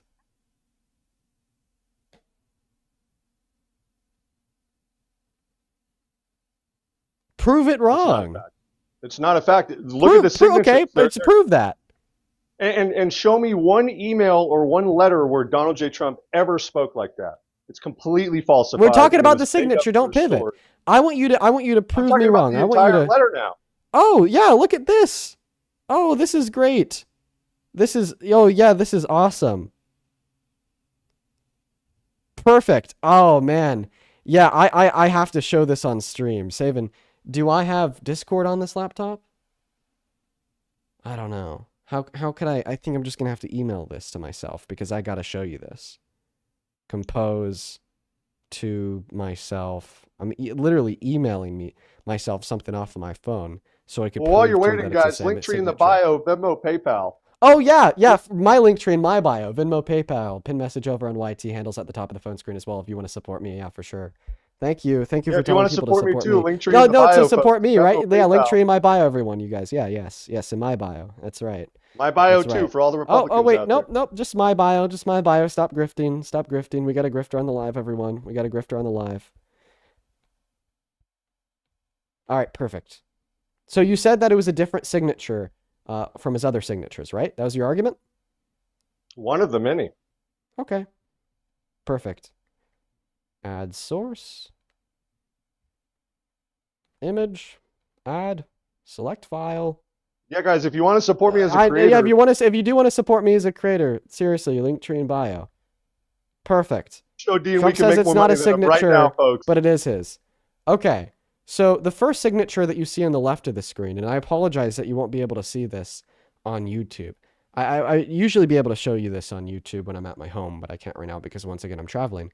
The first signature that you're going to see on the left of the screen on TikTok is going to be the signature that was on the Epstein letter in 2003.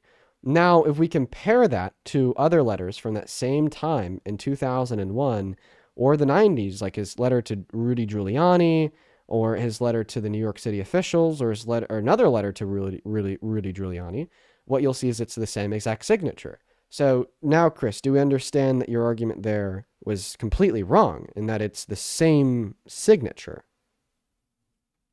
Thanks, Jack D, for the $5 donation. Oh, don't pivot, Chris. No, I was just calling out my supporters out there. Okay, good. Now, can you respond to the fact that it's the same signature? So they all look different to me. I'm going to be honest. The subtleties. You're rage baiting. No, they're not. You're rage baiting. You're rage baiting. Oh my God, you're rage baiting. You're rage baiting, bro. You're completely rage baiting. Yeah, okay. We have a bad faith. We have a bad faith. That's not bad faith. On The the live. D's all We have a bad faith MAGA droid on the live. 1 second. I gotta thank a couple people. Brian, thank you so much for the $40 donation on Venmo. Let's get 400 Brian W's down below in that comment section. Thank you so much for the $40. Brian with the $40 says, "Love watching you absolutely in your element. It was like watching one of my relatives get completely roasted. Good job, Dean. You've done great." Thank you. Thank you so much for the support, Brian. That is very, very kind of you. Let's get 400 Brian W's down below. Andrew, thank you for the $10. She says, "You won't see this in time, but ask him to define Marxist." Ooh, I actually might be able to ask him that question. Thank you for the $10, Andrew. Why don't we do that right now? Oh, he went on pause to Google it. Define Marxist. You know what? Just define communism. Chris, come off mute. Define communism. Thanks, on, Naomi, buddy. for the $20. Nope. Define communism. Define communism. You guys are blowing. Let's blow this guy out of the water with donations. Let's do it. Yeah, good luck, Marxist. Buddy. Good fucking luck. But you know, go ahead. Define communism. As I used postmodern Marxism, I was thinking about the philosophical thought of Marxism, where it's absent of any belief in a higher power, and they think that they're the highest intelligence. And so I was talking about the philosophical. So you just think. So you think that the phrase Marxist is identical to the phrase atheist? No, I think that the way that I was postmodern Marxist is a lack of a belief in a higher power. Is that not just the affirmation of atheism? No, but from the core of Marxism, they don't believe in anything but themselves, and they think that they're the highest intelligence of the universe, and that's the way that I was using it at the time. Okay, so atheists who don't believe in aliens are Marxists? Thanks for the donation, Samuel. Wait. So basically, the way that you were using the phrase Marxist just meant atheists who don't believe in aliens. Because if the atheist worldview was true and aliens didn't exist, then humanity would be that of the highest intelligence in the universe, right? So when you said, can you answer my question? Why is he not answering my question, bro? Answer my fucking question. So when you said Marxist, what you meant was atheists who don't believe in aliens, right? Chris? What? So when you said Marxist, you just meant atheists who don't believe in aliens? No, that's not what I meant. Yeah, it is what you meant, because you just described Marxism to mean the belief that we are of the highest level of intelligence in the universe. Okay, well, it's necessarily true given that atheism is true and given that aliens don't exist. Samuel, that humans are of the highest level of intelligence in the universe. He's making donations up because he's too scared to legitimately engage in the dialogue. No, I'm not. I wish I could show you my screen. People are really donating. Just respond to what I said, please. No, I already You're not going to respond to it? Because you lost the debate. Because you got fried. Because you got fried, right, Chris? Just because you say I got fried doesn't mean I got fried. Well, then go ahead and respond to the argument. The mic and the floor is yours, but it doesn't seem like you can. Once again, the argument is, when you said Marxist, apparently all that you meant was, I'm not crashing at all. I'm not crashing at all. In fact, I'm just getting excited because of how hard I'm shitting on you. So once again, he can't respond, guys. He legitimately can't respond. Chris, you're cooked. Once again, here's the argument that I want you to respond to. Shout outs to all the donations he right can't, now. Dude, he wants me to kick him. He wants me to kick him because he knows that he's lost the debate. Once again, the point that you lost on, because you can't respond to it, is that you used the word Marxist to describe the phrase atheists who don't believe in aliens. Because once again, I asked you what the definition of Marxist is. Oh my God, Alex, with $100, Alex! Let's show Dean that we can make more money than him right now. $100 from Alex. I love you. Thank you. Are you interested in debating at all? Well, you're the one who does shout-outs all the time. What's wrong with a guest making a few bucks? Okay, but are you interested in debating? Are you interested in responding to the argument? I am, but I'm also interested in Okay, showing can you respond to the argument, please? I already told you in the philosophical sense that I meant. Here's the argument I want you to respond to. You said the way that you were using the phrase Marxist was to describe somebody who believes they are of the highest level of intelligence in the universe. Okay? Yes. But being of the highest level of intelligence in the universe just means that you're an atheist who doesn't believe in aliens. Because therefore it would be descriptively true under that view that humanity is of the highest level of intelligence in the universe. So in other words, when you said Marxist, all that you were describing is atheists who don't believe in aliens. Do you believe in aliens? Why are you asking me an irrelevant question?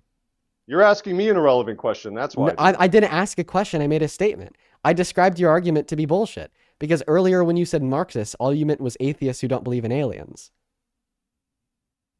I can't believe Alex and $100. No, respond, Chris. Come on, actually respond. Come on, engage. Engage. I'm Engage. loving this live.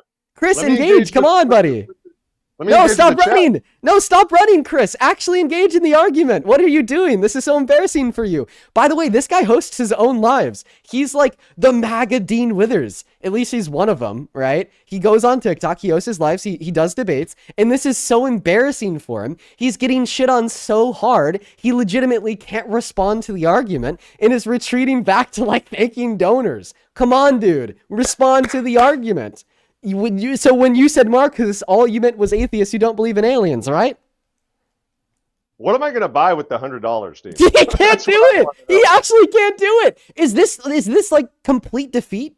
Is this what complete defeat looks like, Chris? Linktree in the bio, folks. It is complete defeat. It's complete defeat. He's actually defeated.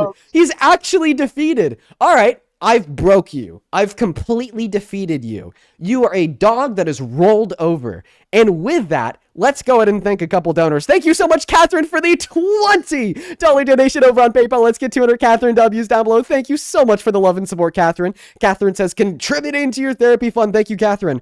Thank you so much for the $20 as well. Who says, it's fascinating to watch you unravel a propagandized mind in real time. We all watch this guest follow all the logical steps and failing. I know, right? We completely unraveled his mind. It actually is rather fascinating. Thank you for the $20. Yes, listen to him. My link tree is in my bio. I'd also like to thank Mike for the $5 on PayPal. Alex, thank you for the $10. Who says, didn't Trump claim that he would sue over their birthday letter because he didn't, because he knew that it would lead to discovery? I think he actually did launch that lawsuit. It's just not going anywhere. Thank you so much for the $10, Alex. Jamie, thank you for the $10 as well. Who says, conservative woman who can't stand Trump and wanted to make a point on the law enforcement as a social program debate you had. Okay, I'll take a look at your point and thank you for the $10, Jamie.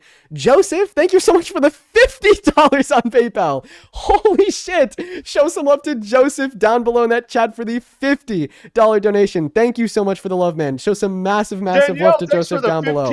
I really appreciate you. One moment. Stop grifting. Joseph with a 50 says, universal healthcare would save the US $500 million a year. It would help veterans who struggle with PTSD. And last time I checked, would keep people alive. No, we absolutely do need universal healthcare, Joseph. Thank you for the $50.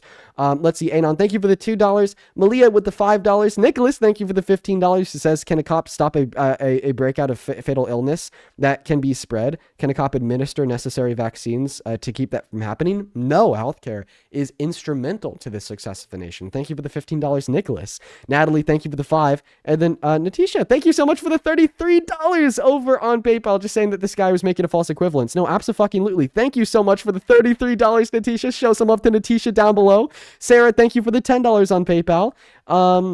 Who says that the behaviors of police and healthcare professionals are functionally equivalent because they keep people alive and they keep people safe. Yes, absolutely, Sarah. And then Brian, thank you so much for the $20 on PayPal, who says you're much too educated for all these Dunning-Krugers. They wouldn't know a fact if it shot him in the ear. Damn, Brian. Thank you for the $20, dude. Show some love to Brian down below in that chat for the 20. Same thing to Daniela, who says, thank you for being a voice in my home, helping me educate my 10-year-old daughter. Oh, thank you so much for sharing that with me, Daniela. I'm happy that we could help keep your daughter educated. Thank you for the $10. I'm happy that there's something positive being taken away from the stream. Thomas, thank you for the $5. Brock, thank you for the $5. Then Victoria with the $3. And then Kirian, thank you so much for the $10. Thank you you so much. Then Amanda, thank you so much for the $25 donation on PayPal. Let's get 250 Amanda W's. I'm very, very grateful for you. Thank you so much for that support and love, Amanda. You are completely fucking awesome. Awesome, awesome, awesome. Show some love to Amanda, as well as Jacob. Thank you so much for the $5 on PayPal, who says, don't ever disrespect yourself by calling him the MAGA Dean Withers. Yeah, I was just like trying to think of a way to describe like what he does. Like he goes live every day, he does debates, so on and so forth. But we all know that when I say MAGA Dean Withers, all that I really mean is just some dumbass who, unlike myself, who gets on live to disseminate propaganda compared to legitimate Thanks for the $25, Jack. I appreciate it, sir. We're up to 160. As well as Milo, thank you for the 1 penny on PayPal. We are all caught up on PayPal. Thank you guys so much for all the love and support. I do want to quickly catch up on Venmo, but let's go to get that next guest loaded up in here in the meantime. I'm just going to be pretty brutally honest here. I did just kick that last guest, everybody. He wasn't here for a debate. I've actually never seen that happen before, where they're so defeated, they just can't even try to give a counter argument. All right, everyone, do just give us a minute here to get that next guest loaded up into the box. I also appreciate everyone for being here. You know, it is kind of, it's a bit difficult to run these streams off of on the go setup.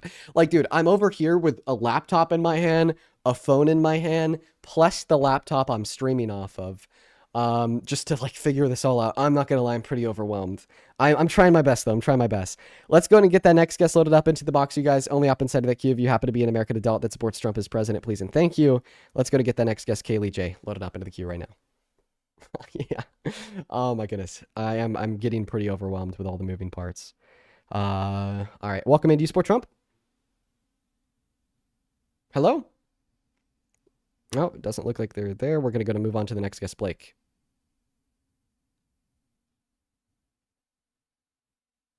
Oh, Blake didn't join either. Let me know down below in that chat if you happen to be MAGA. I'd love to have you guys up.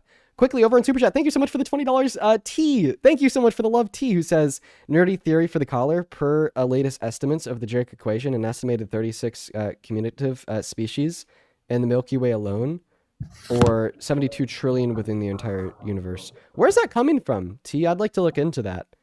Thank you for the $20. Same thing with you, Chanel. Thank you for the $10 over on YouTube Super Chat saying, here you go. And then Kelly, thank you so much for the $50 Super Chat. Holy shit. Show some love to Kelly down below. That is Keila. Kalia. Sorry, not Kelly. Kalia with the $50.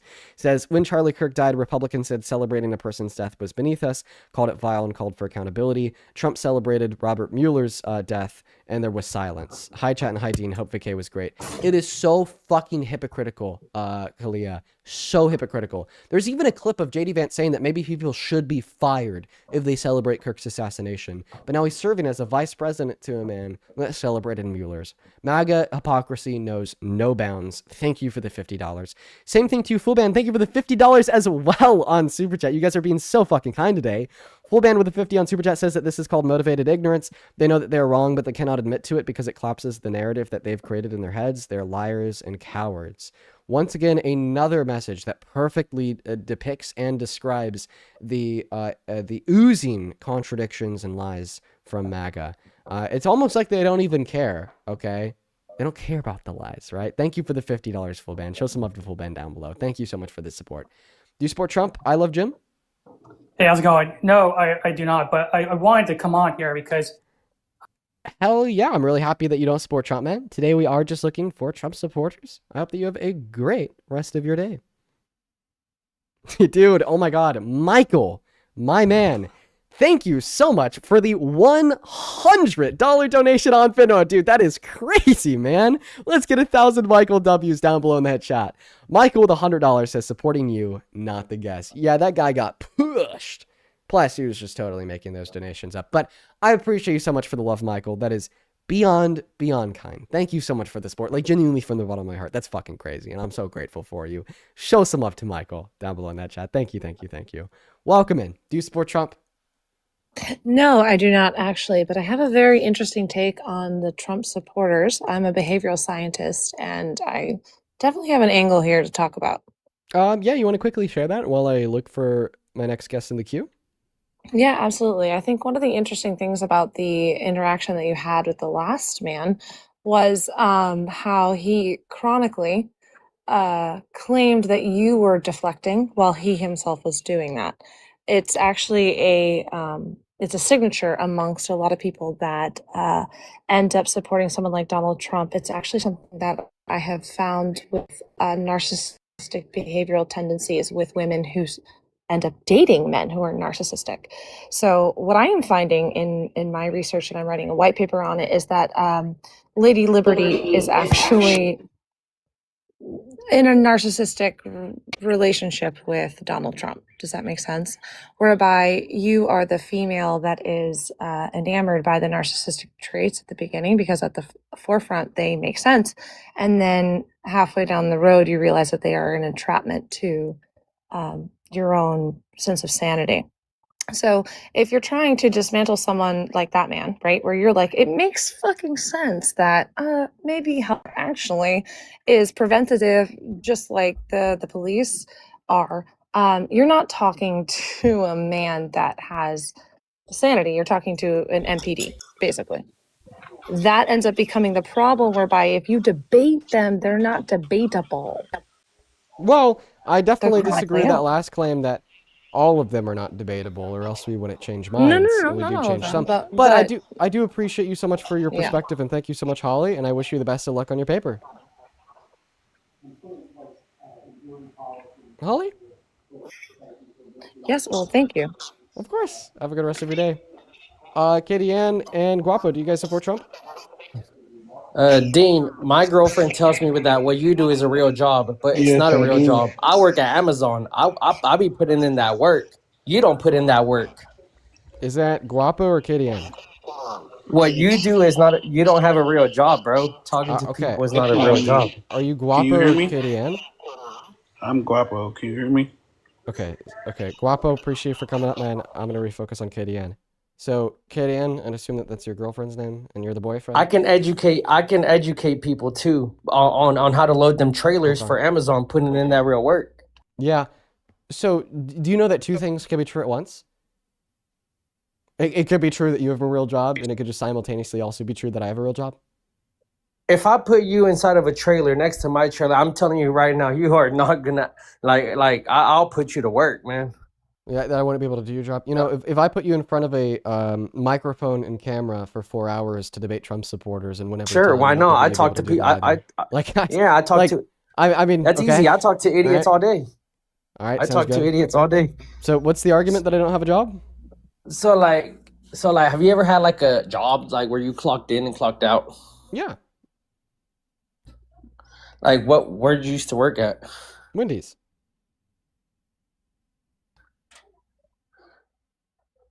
Okay, so like if TikTok were to get banned and you dropped out of college, correct? Yeah. Like it'd be very hard for you to find something that pays equivalent, right?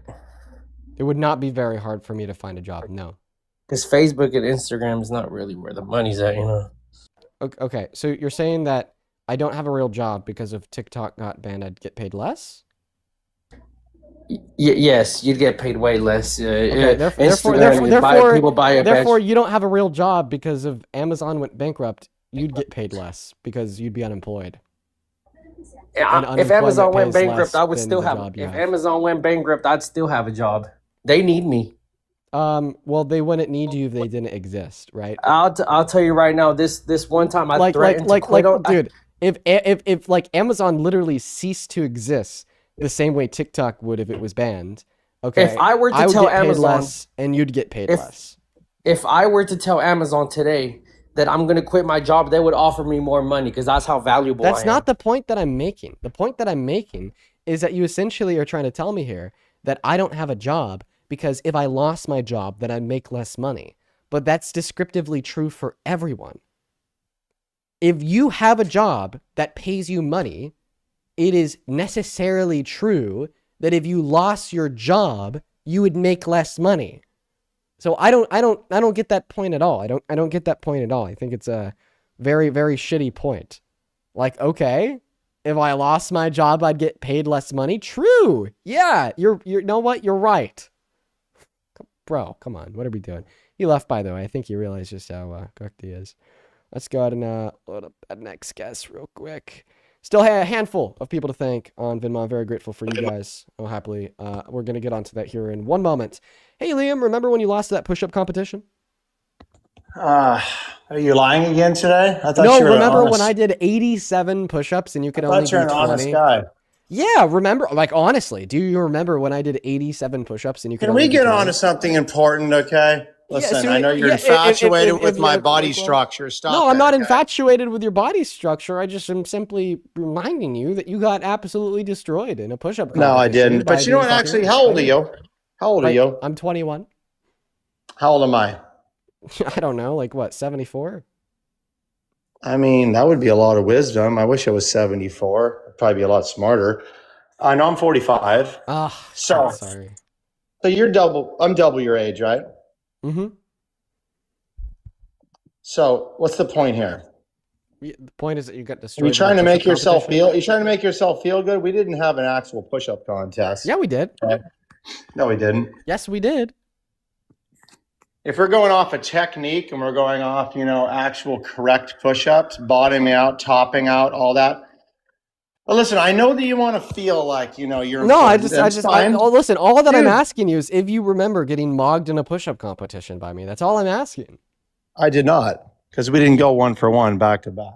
Well, actually, what we did was sets of 25, which was your idea after I suggested that we go. It was not my idea. Okay, so No, you're forgetting that that now too. So Liam, what happened? Play the recording. What happened was I joined Parker's live. I said, let's go 1 for 1 push up right now. And then you said, no, let's go 25 for 25.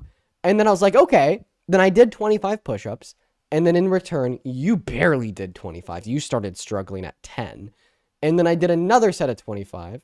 And then another set of 25. Listen, and then okay, I got another it. set of I'll 25. answer to this. It was brutal, Liam. You know what I like, chat? I like that he's like off the political thing now. He's like, you know what? Trump is doing a great job. Now let's just talk about something else that's going to bring me popularity. I get it. If I like waffles, okay? does that mean that I don't like pancakes? No, I know that you're smart. You're a smart young man. You know. Wait. Just because I'm reminding you that you got mogged in a push-up competition doesn't mean that I didn't get mogged. But what I'm saying is, I think that you got brutally mogged, Liam.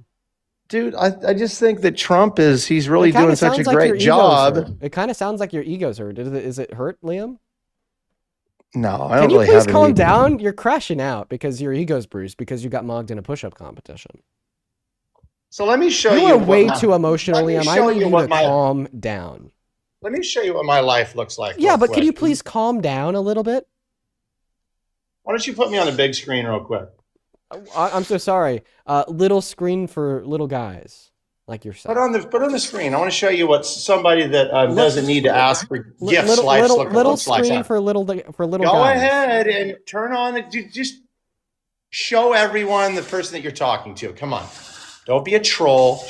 Big screen me right now. Go on. I actually am not gonna do that. You could show whatever you want on the little screen. Go ahead. No, what am I going to show them? Go ahead. Whatever you want on the little screen. What are you showing me right now, Liam? Big screen. I'm waiting. Oh, I actually kind of want to see what it is. What are you showing us? Some type of marina? My life. My life. Okay, you're on the water. That's pretty cool, Liam. What does this do? What was that? Was this supposed to? What does that? You can sit in your bed. You can sit in your. So you can sit in your bedroom. Okay. You can pet your cat, and there's other people out here that are living real life. Okay. We're living life. I gotta do it. I have to do it. No ifs, ands, or buts about it. He doesn't know, guys. What are you gonna do? Oh my gosh. For everyone on. You know what? For everyone on YouTube. What are we doing? You look really excited. You're going to do something. What is the craziness you're going to do right now? Well, you're saying that, I just like. Why is everyone following your alter ego? Why are people following this other Dean right now? What is this? Just give me a second. I'm going to try to find a way to get this on YouTube. Oh, there we go. Chat, how much do you think Dean Withers needs me at this point? You think to keep him relevant? You think he needs me, doesn't he? It's funny. All right, so you like showed like a marina, and that was indicative of you like living life, right? And Yeah, why not? Just to clarify, you don't think that I have anything like that right now, right? Are you still in California right now or not? Well, just give me a second, because you showed like a marina, and like you're really living life. Kind of a marina, or like a home sitting on top of a marina. Yeah, sounds perfect. Just hang out here.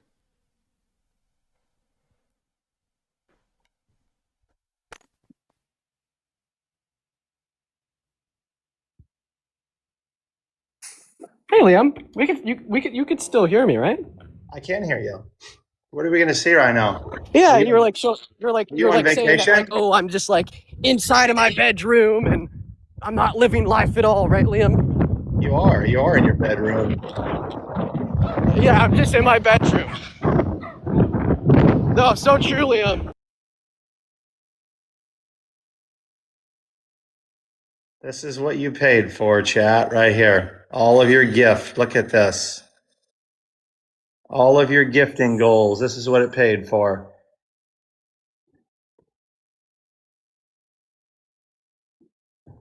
Cannot hear you, bro. You sound the best you've ever sounded. Oh yeah, no, my mic was muted. So I said, yeah, I'm in my bedroom, Liam. Look at my bedroom. Turn around. Let me see where you're at. Turn around. Let me see where you're staying. I'm not gonna dox myself, Liam. Why would you not do that? Man. I don't know, man. Is this the bedroom you're talking about? Do I have a pretty gorgeous bedroom, You're Liam? such a big bad push-up king that you can't even show I where just he's want staying. to clarify. Do I just have a beautiful bedroom or not? You're so tough and so strong and just so masculine. You can't even show where you're staying. Did you get Wow. mogged, Liam? Wow. Is there so many people that just like you or whatever it is that you're scared to show your real life? Grow up, bro. Somebody sounds really mad. I'm not mad. I'm very, very calm and collected. By turning your camera on and showing a marina. But I don't know, man. It seems like maybe I'm living life a little bit better than you right now. I wanted to show you what touching grass looks like and what it feels like. It feels good.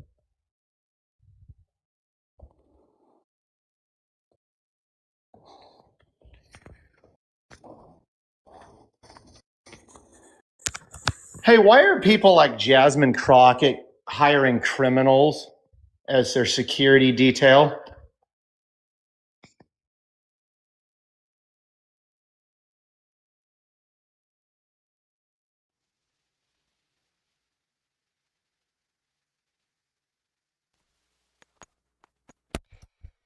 Is that a W bedroom, everyone? Yeah, that's Woo! Sorry, I was running there. Oh. Holy cow. All right. Yeah, let's get back to the debates, everyone. No, man, I just, that's probably the only opportunity I'll have in like the next year to pull that card. Dude tried to turn his camera on and show a marina. I'll turn my camera on and show the ocean, dude.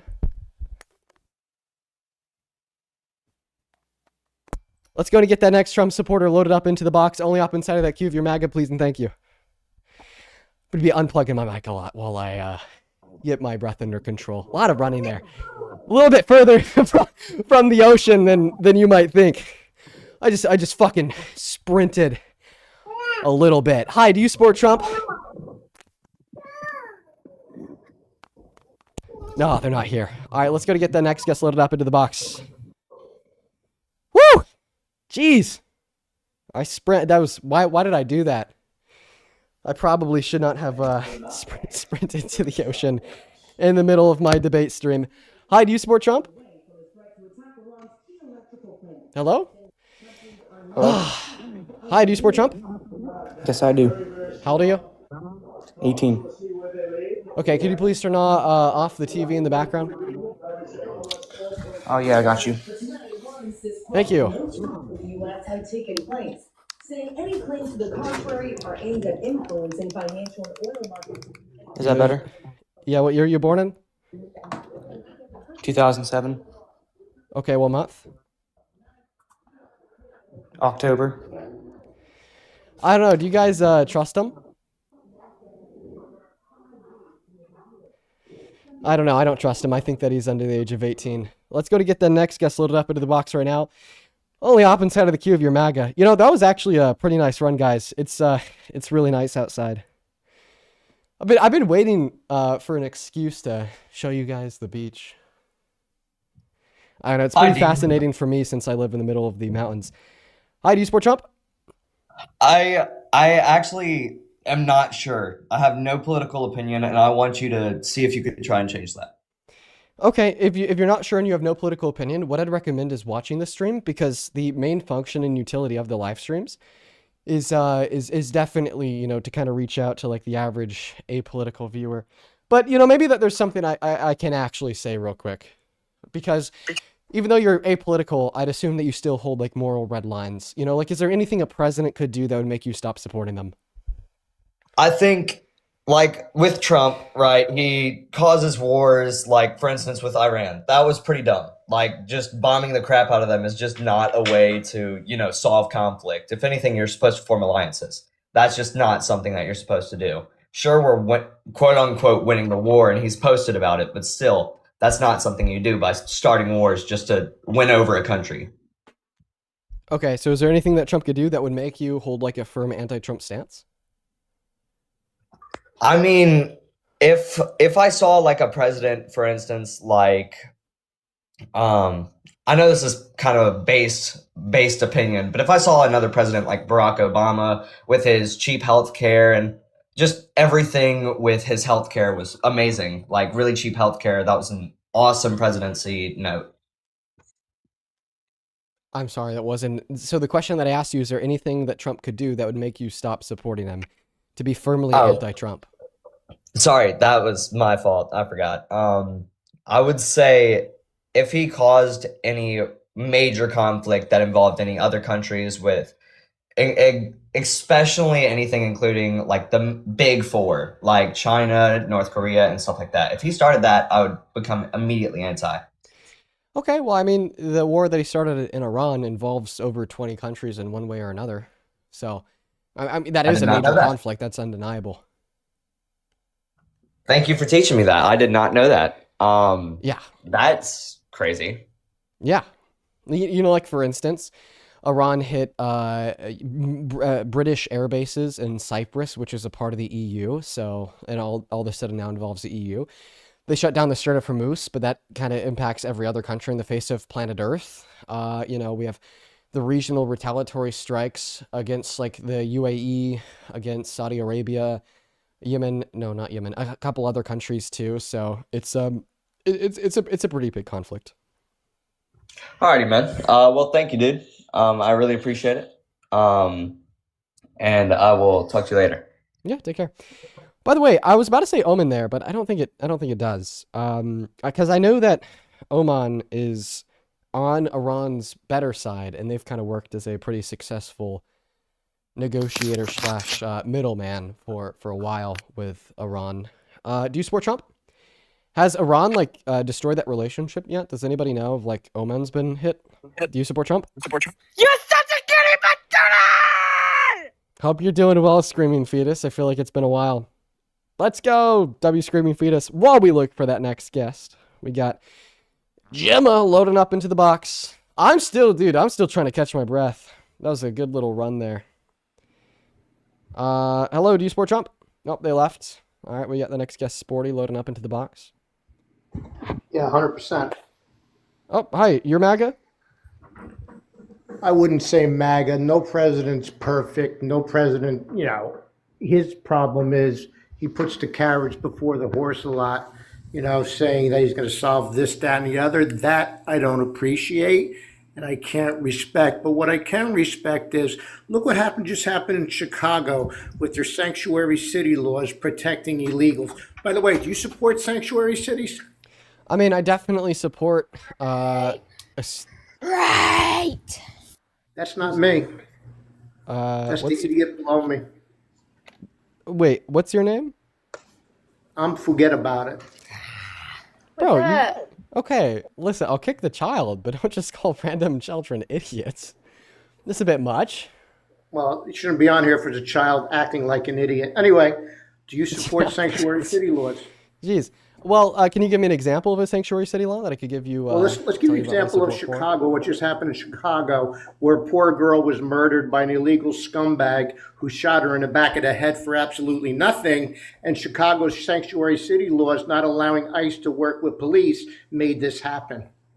So yeah, I do definitely support sanctuary city laws, and let me describe to you what I mean by that. But there's just a bit of noise. Is everything okay? Yeah, I just like to point out. Okay. Yeah, but I do support those laws, and I could tell you how I kind of navigate around scenarios such as the one that you just described. No, let me respond. Let me respond because you're getting a little tied up now. I see that. No, I haven't even started responding yet. You just cut me off. Yeah, no, with your lies. Go ahead, pal. Okay. Yeah, so I do support sanctuary city laws, where states and cities have refused to work with federal law enforcement officers, ICE, to manage and handle deportations. The reason why I support those laws is because I think it's a good thing to not cooperate, if not legally required to, with federal agencies that have the blood of innocents unapologetically on their hands and uphold complete and total disrespect for law and life. And ultimately, if that lack of cooperation leads to more violent undocumented immigrants committing more violent crimes, then the blame would fall on ICE for being the federal agency with the blood of innocents on their hands. It's ICE's fault that poor girl got shot. Is that what you're saying? Yes, that is exactly what I'm saying. You are a sick individual, bro. I'm going to prove to you it's their fault why cities don't want to work with them. I'm going to prove to you why you're a sick individual. Okay, but respond to that point. It's their fault. How come in states like New Orleans and other states where they cooperated with ICE? New Orleans isn't a state, dumbass. There was no issues. There was no issues, bud. There was no issues, bud. Okay? And now you're... Okay, one more thing. Jocelyn Nungary. You know who she was? Tell us. Okay, I'm going to tell you since you're so ignorant. Here you go. You say that illegal gangbangers should have due process, right? Well, I mean, in accordance with the 4th and 14th Amendment, every person in this country has due process, I'm asking and that's you a because question. it's a natural right. I'm not asking you for a story. It's a simple yes or yeah, no. all humans should have natural rights, including due process. So an animal gangbanger is a human, you're saying, right? Yes. Yeah, oh, he is? Okay, let me clue you in on something, smart guy. Jocelyn Nungary was a 12-year-old little beautiful girl living in Arizona, okay, who was brutally scraped and mutilated by 2 illegal scumbag gangbangers waiting for their due process. And a fucking moron like you says this is okay. Okay, so no, I don't say that's okay. I think You just said it was. Don't backtrack now, bud. So what I'm saying is not okay is the fact that a child was killed. I still uphold that everybody should have a right to due process.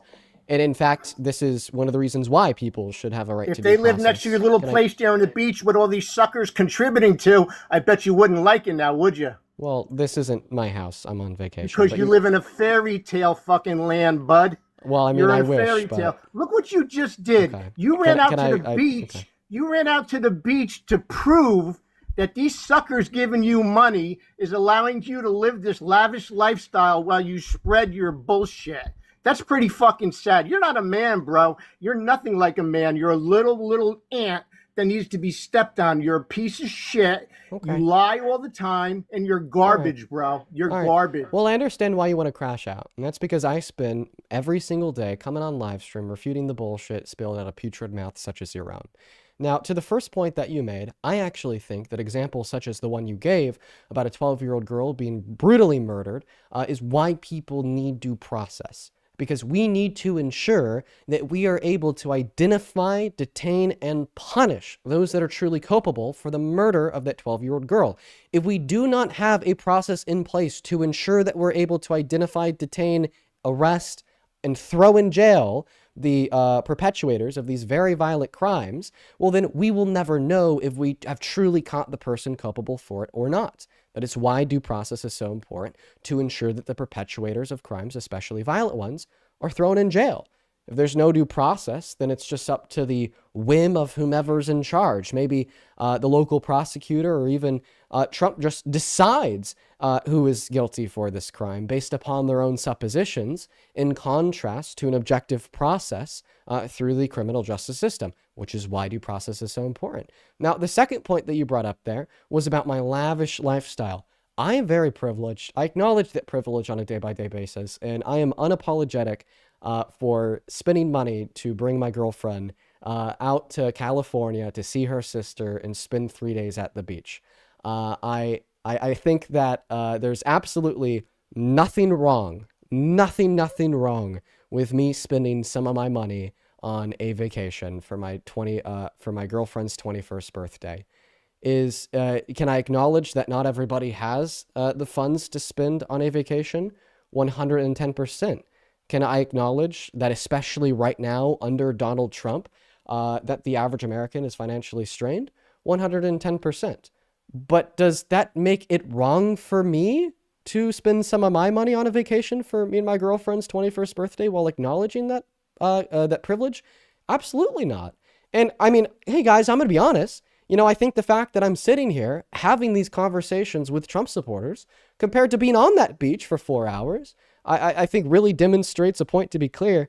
That point being that I love what I do to the extent of foregoing a couple hours on the beach on a 4-day vacation just to do it more.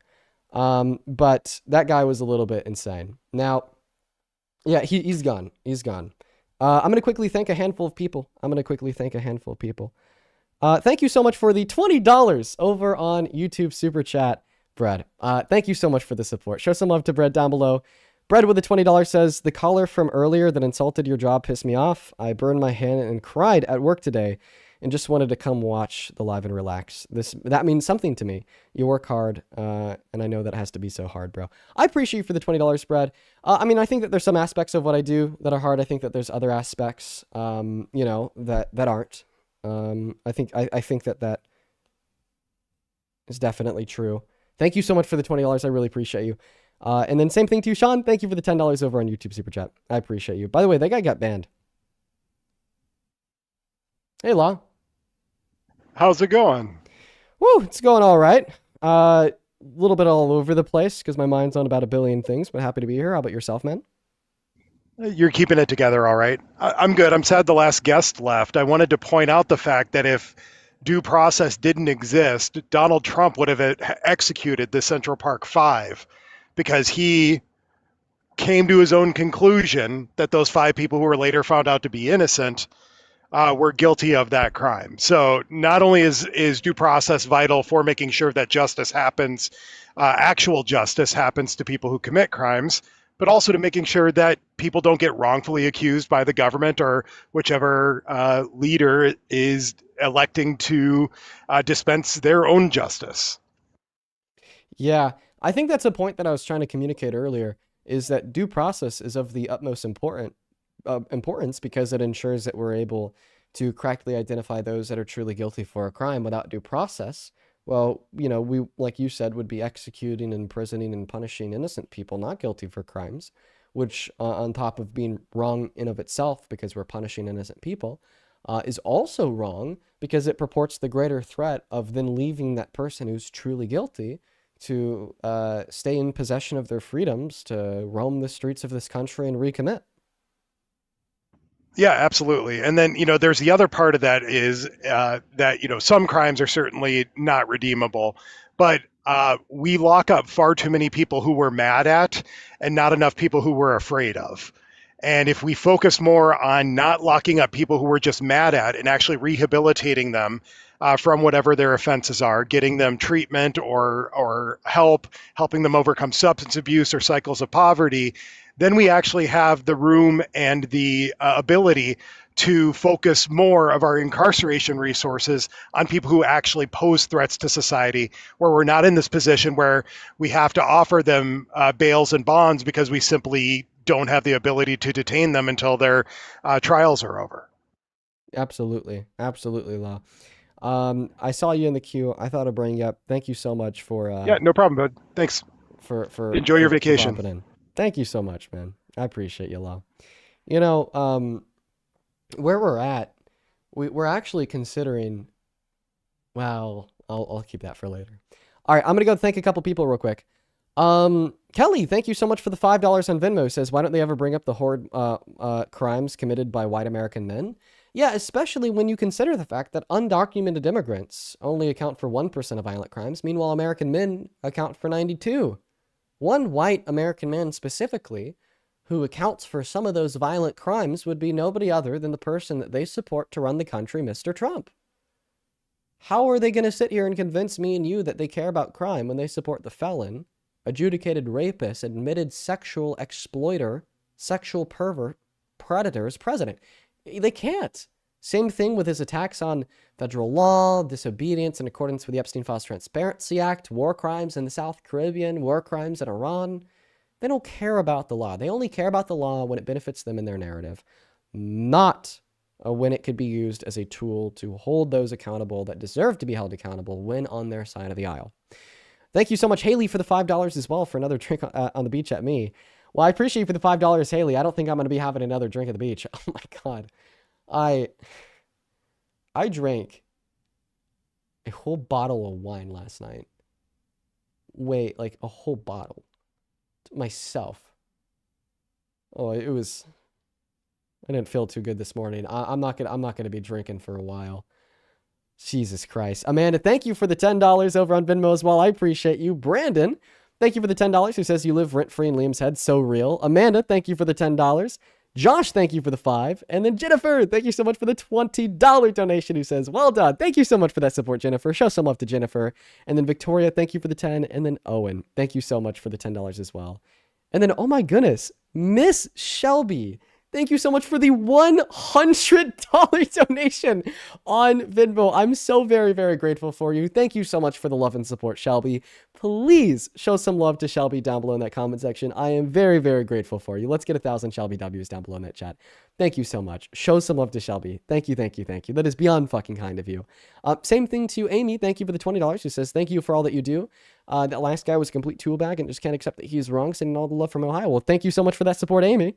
And then Andrew, thank you for the $5. It looks like we are all caught up over on Venmo. Everybody in the chat is saying, get Lily up there. What Lily are you guys referencing? As well as Anne. Holy fuck. Anne, thank you so much for the $200 donation on PayPal. Jesus Christ. And from Quebec City, ladies and gentlemen. And with the $200 says, thank you for all that you do with lots of love from Quebec City. And you know this. Thank you so much for the support. And I am so incredibly grateful for the love. Once again, completely fucking undeserved. For those of you who don't know, Anne will drop by the stream like once every month, once every 2 months. And it will always be so kind. And just know that I appreciate you so very, very much. Show some love to Anne down below in that comment section. That is beyond kind of you. Seriously, thank you so much. Same thing to Taylor. Thank you for the $10. Who says there's also the fact that you still did better than Liam with a cat attacking you at the same time. Yeah, I remember that. That was insane. Alicia, thank you for the $10. And then Emmy, thank you for the $25 donation. Who says today's my daughter's 16th birthday. Thank you for helping me get her to embrace progressive politics. Hell yes. Please tell your daughter that I wish her a very, very happy 16th birthday. That's awesome. 16 is a big one. Thank you so much, Emmy, for the $25. Same thing to Madeline. Thank you for the $15. Who says, who's babysitting Momo? One of my girlfriend's friends is staying at her house just to babysit Momo. Very kind of them.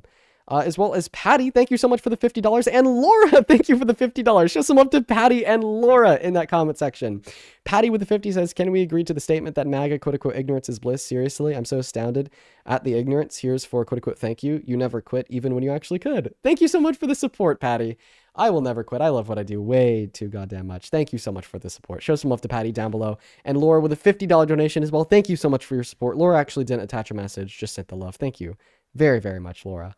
And then Amber, thank you for the $20. Who says, think that The Butterfly Effect is the only book this dude has ever read. I remember who you were talking about, Chris. He kept on mentioning The Butterfly Effect. And then Milo, thank you for the 1 penny. I'm very, very grateful, you guys. Thank you so much for all the support and love. Same thing to Gay Uncles. Thank you for the $20 over on Super Chat. He says, buy your girlfriend coffee or tea on me. Oh, bro, you got it. Thank you so much for the $20. That is very kind of you. And then Lexi, thank you for the $10 on Super Chat. Who says, my sister's going to see the stream once she's out of the hospital. I was wondering if you could give her a shout out and maybe some encouragement. Her name is Mercy, and she's a big fan. Thank you so much, Mercy.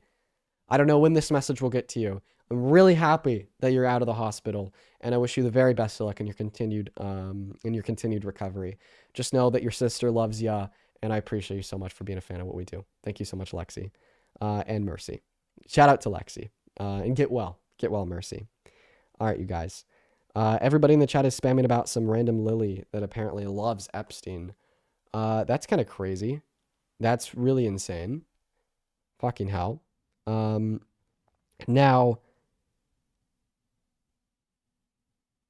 that can't be real, right? Like, there's not actually somebody out there that loves Epstein, right? They do. Oh, Jesus Christ, that's hellish.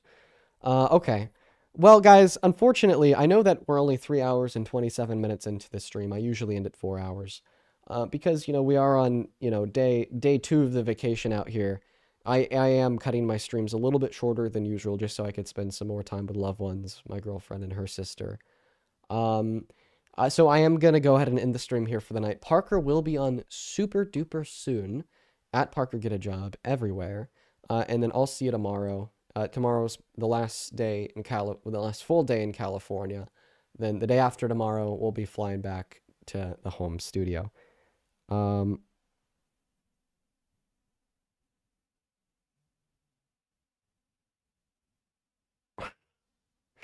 All right. Yeah, I just got a text from Parker, everybody. He'll be on within the hour. But all right, you guys, I'm going to go ahead and end. See you all tomorrow. Peace, love, good night, and goodbye.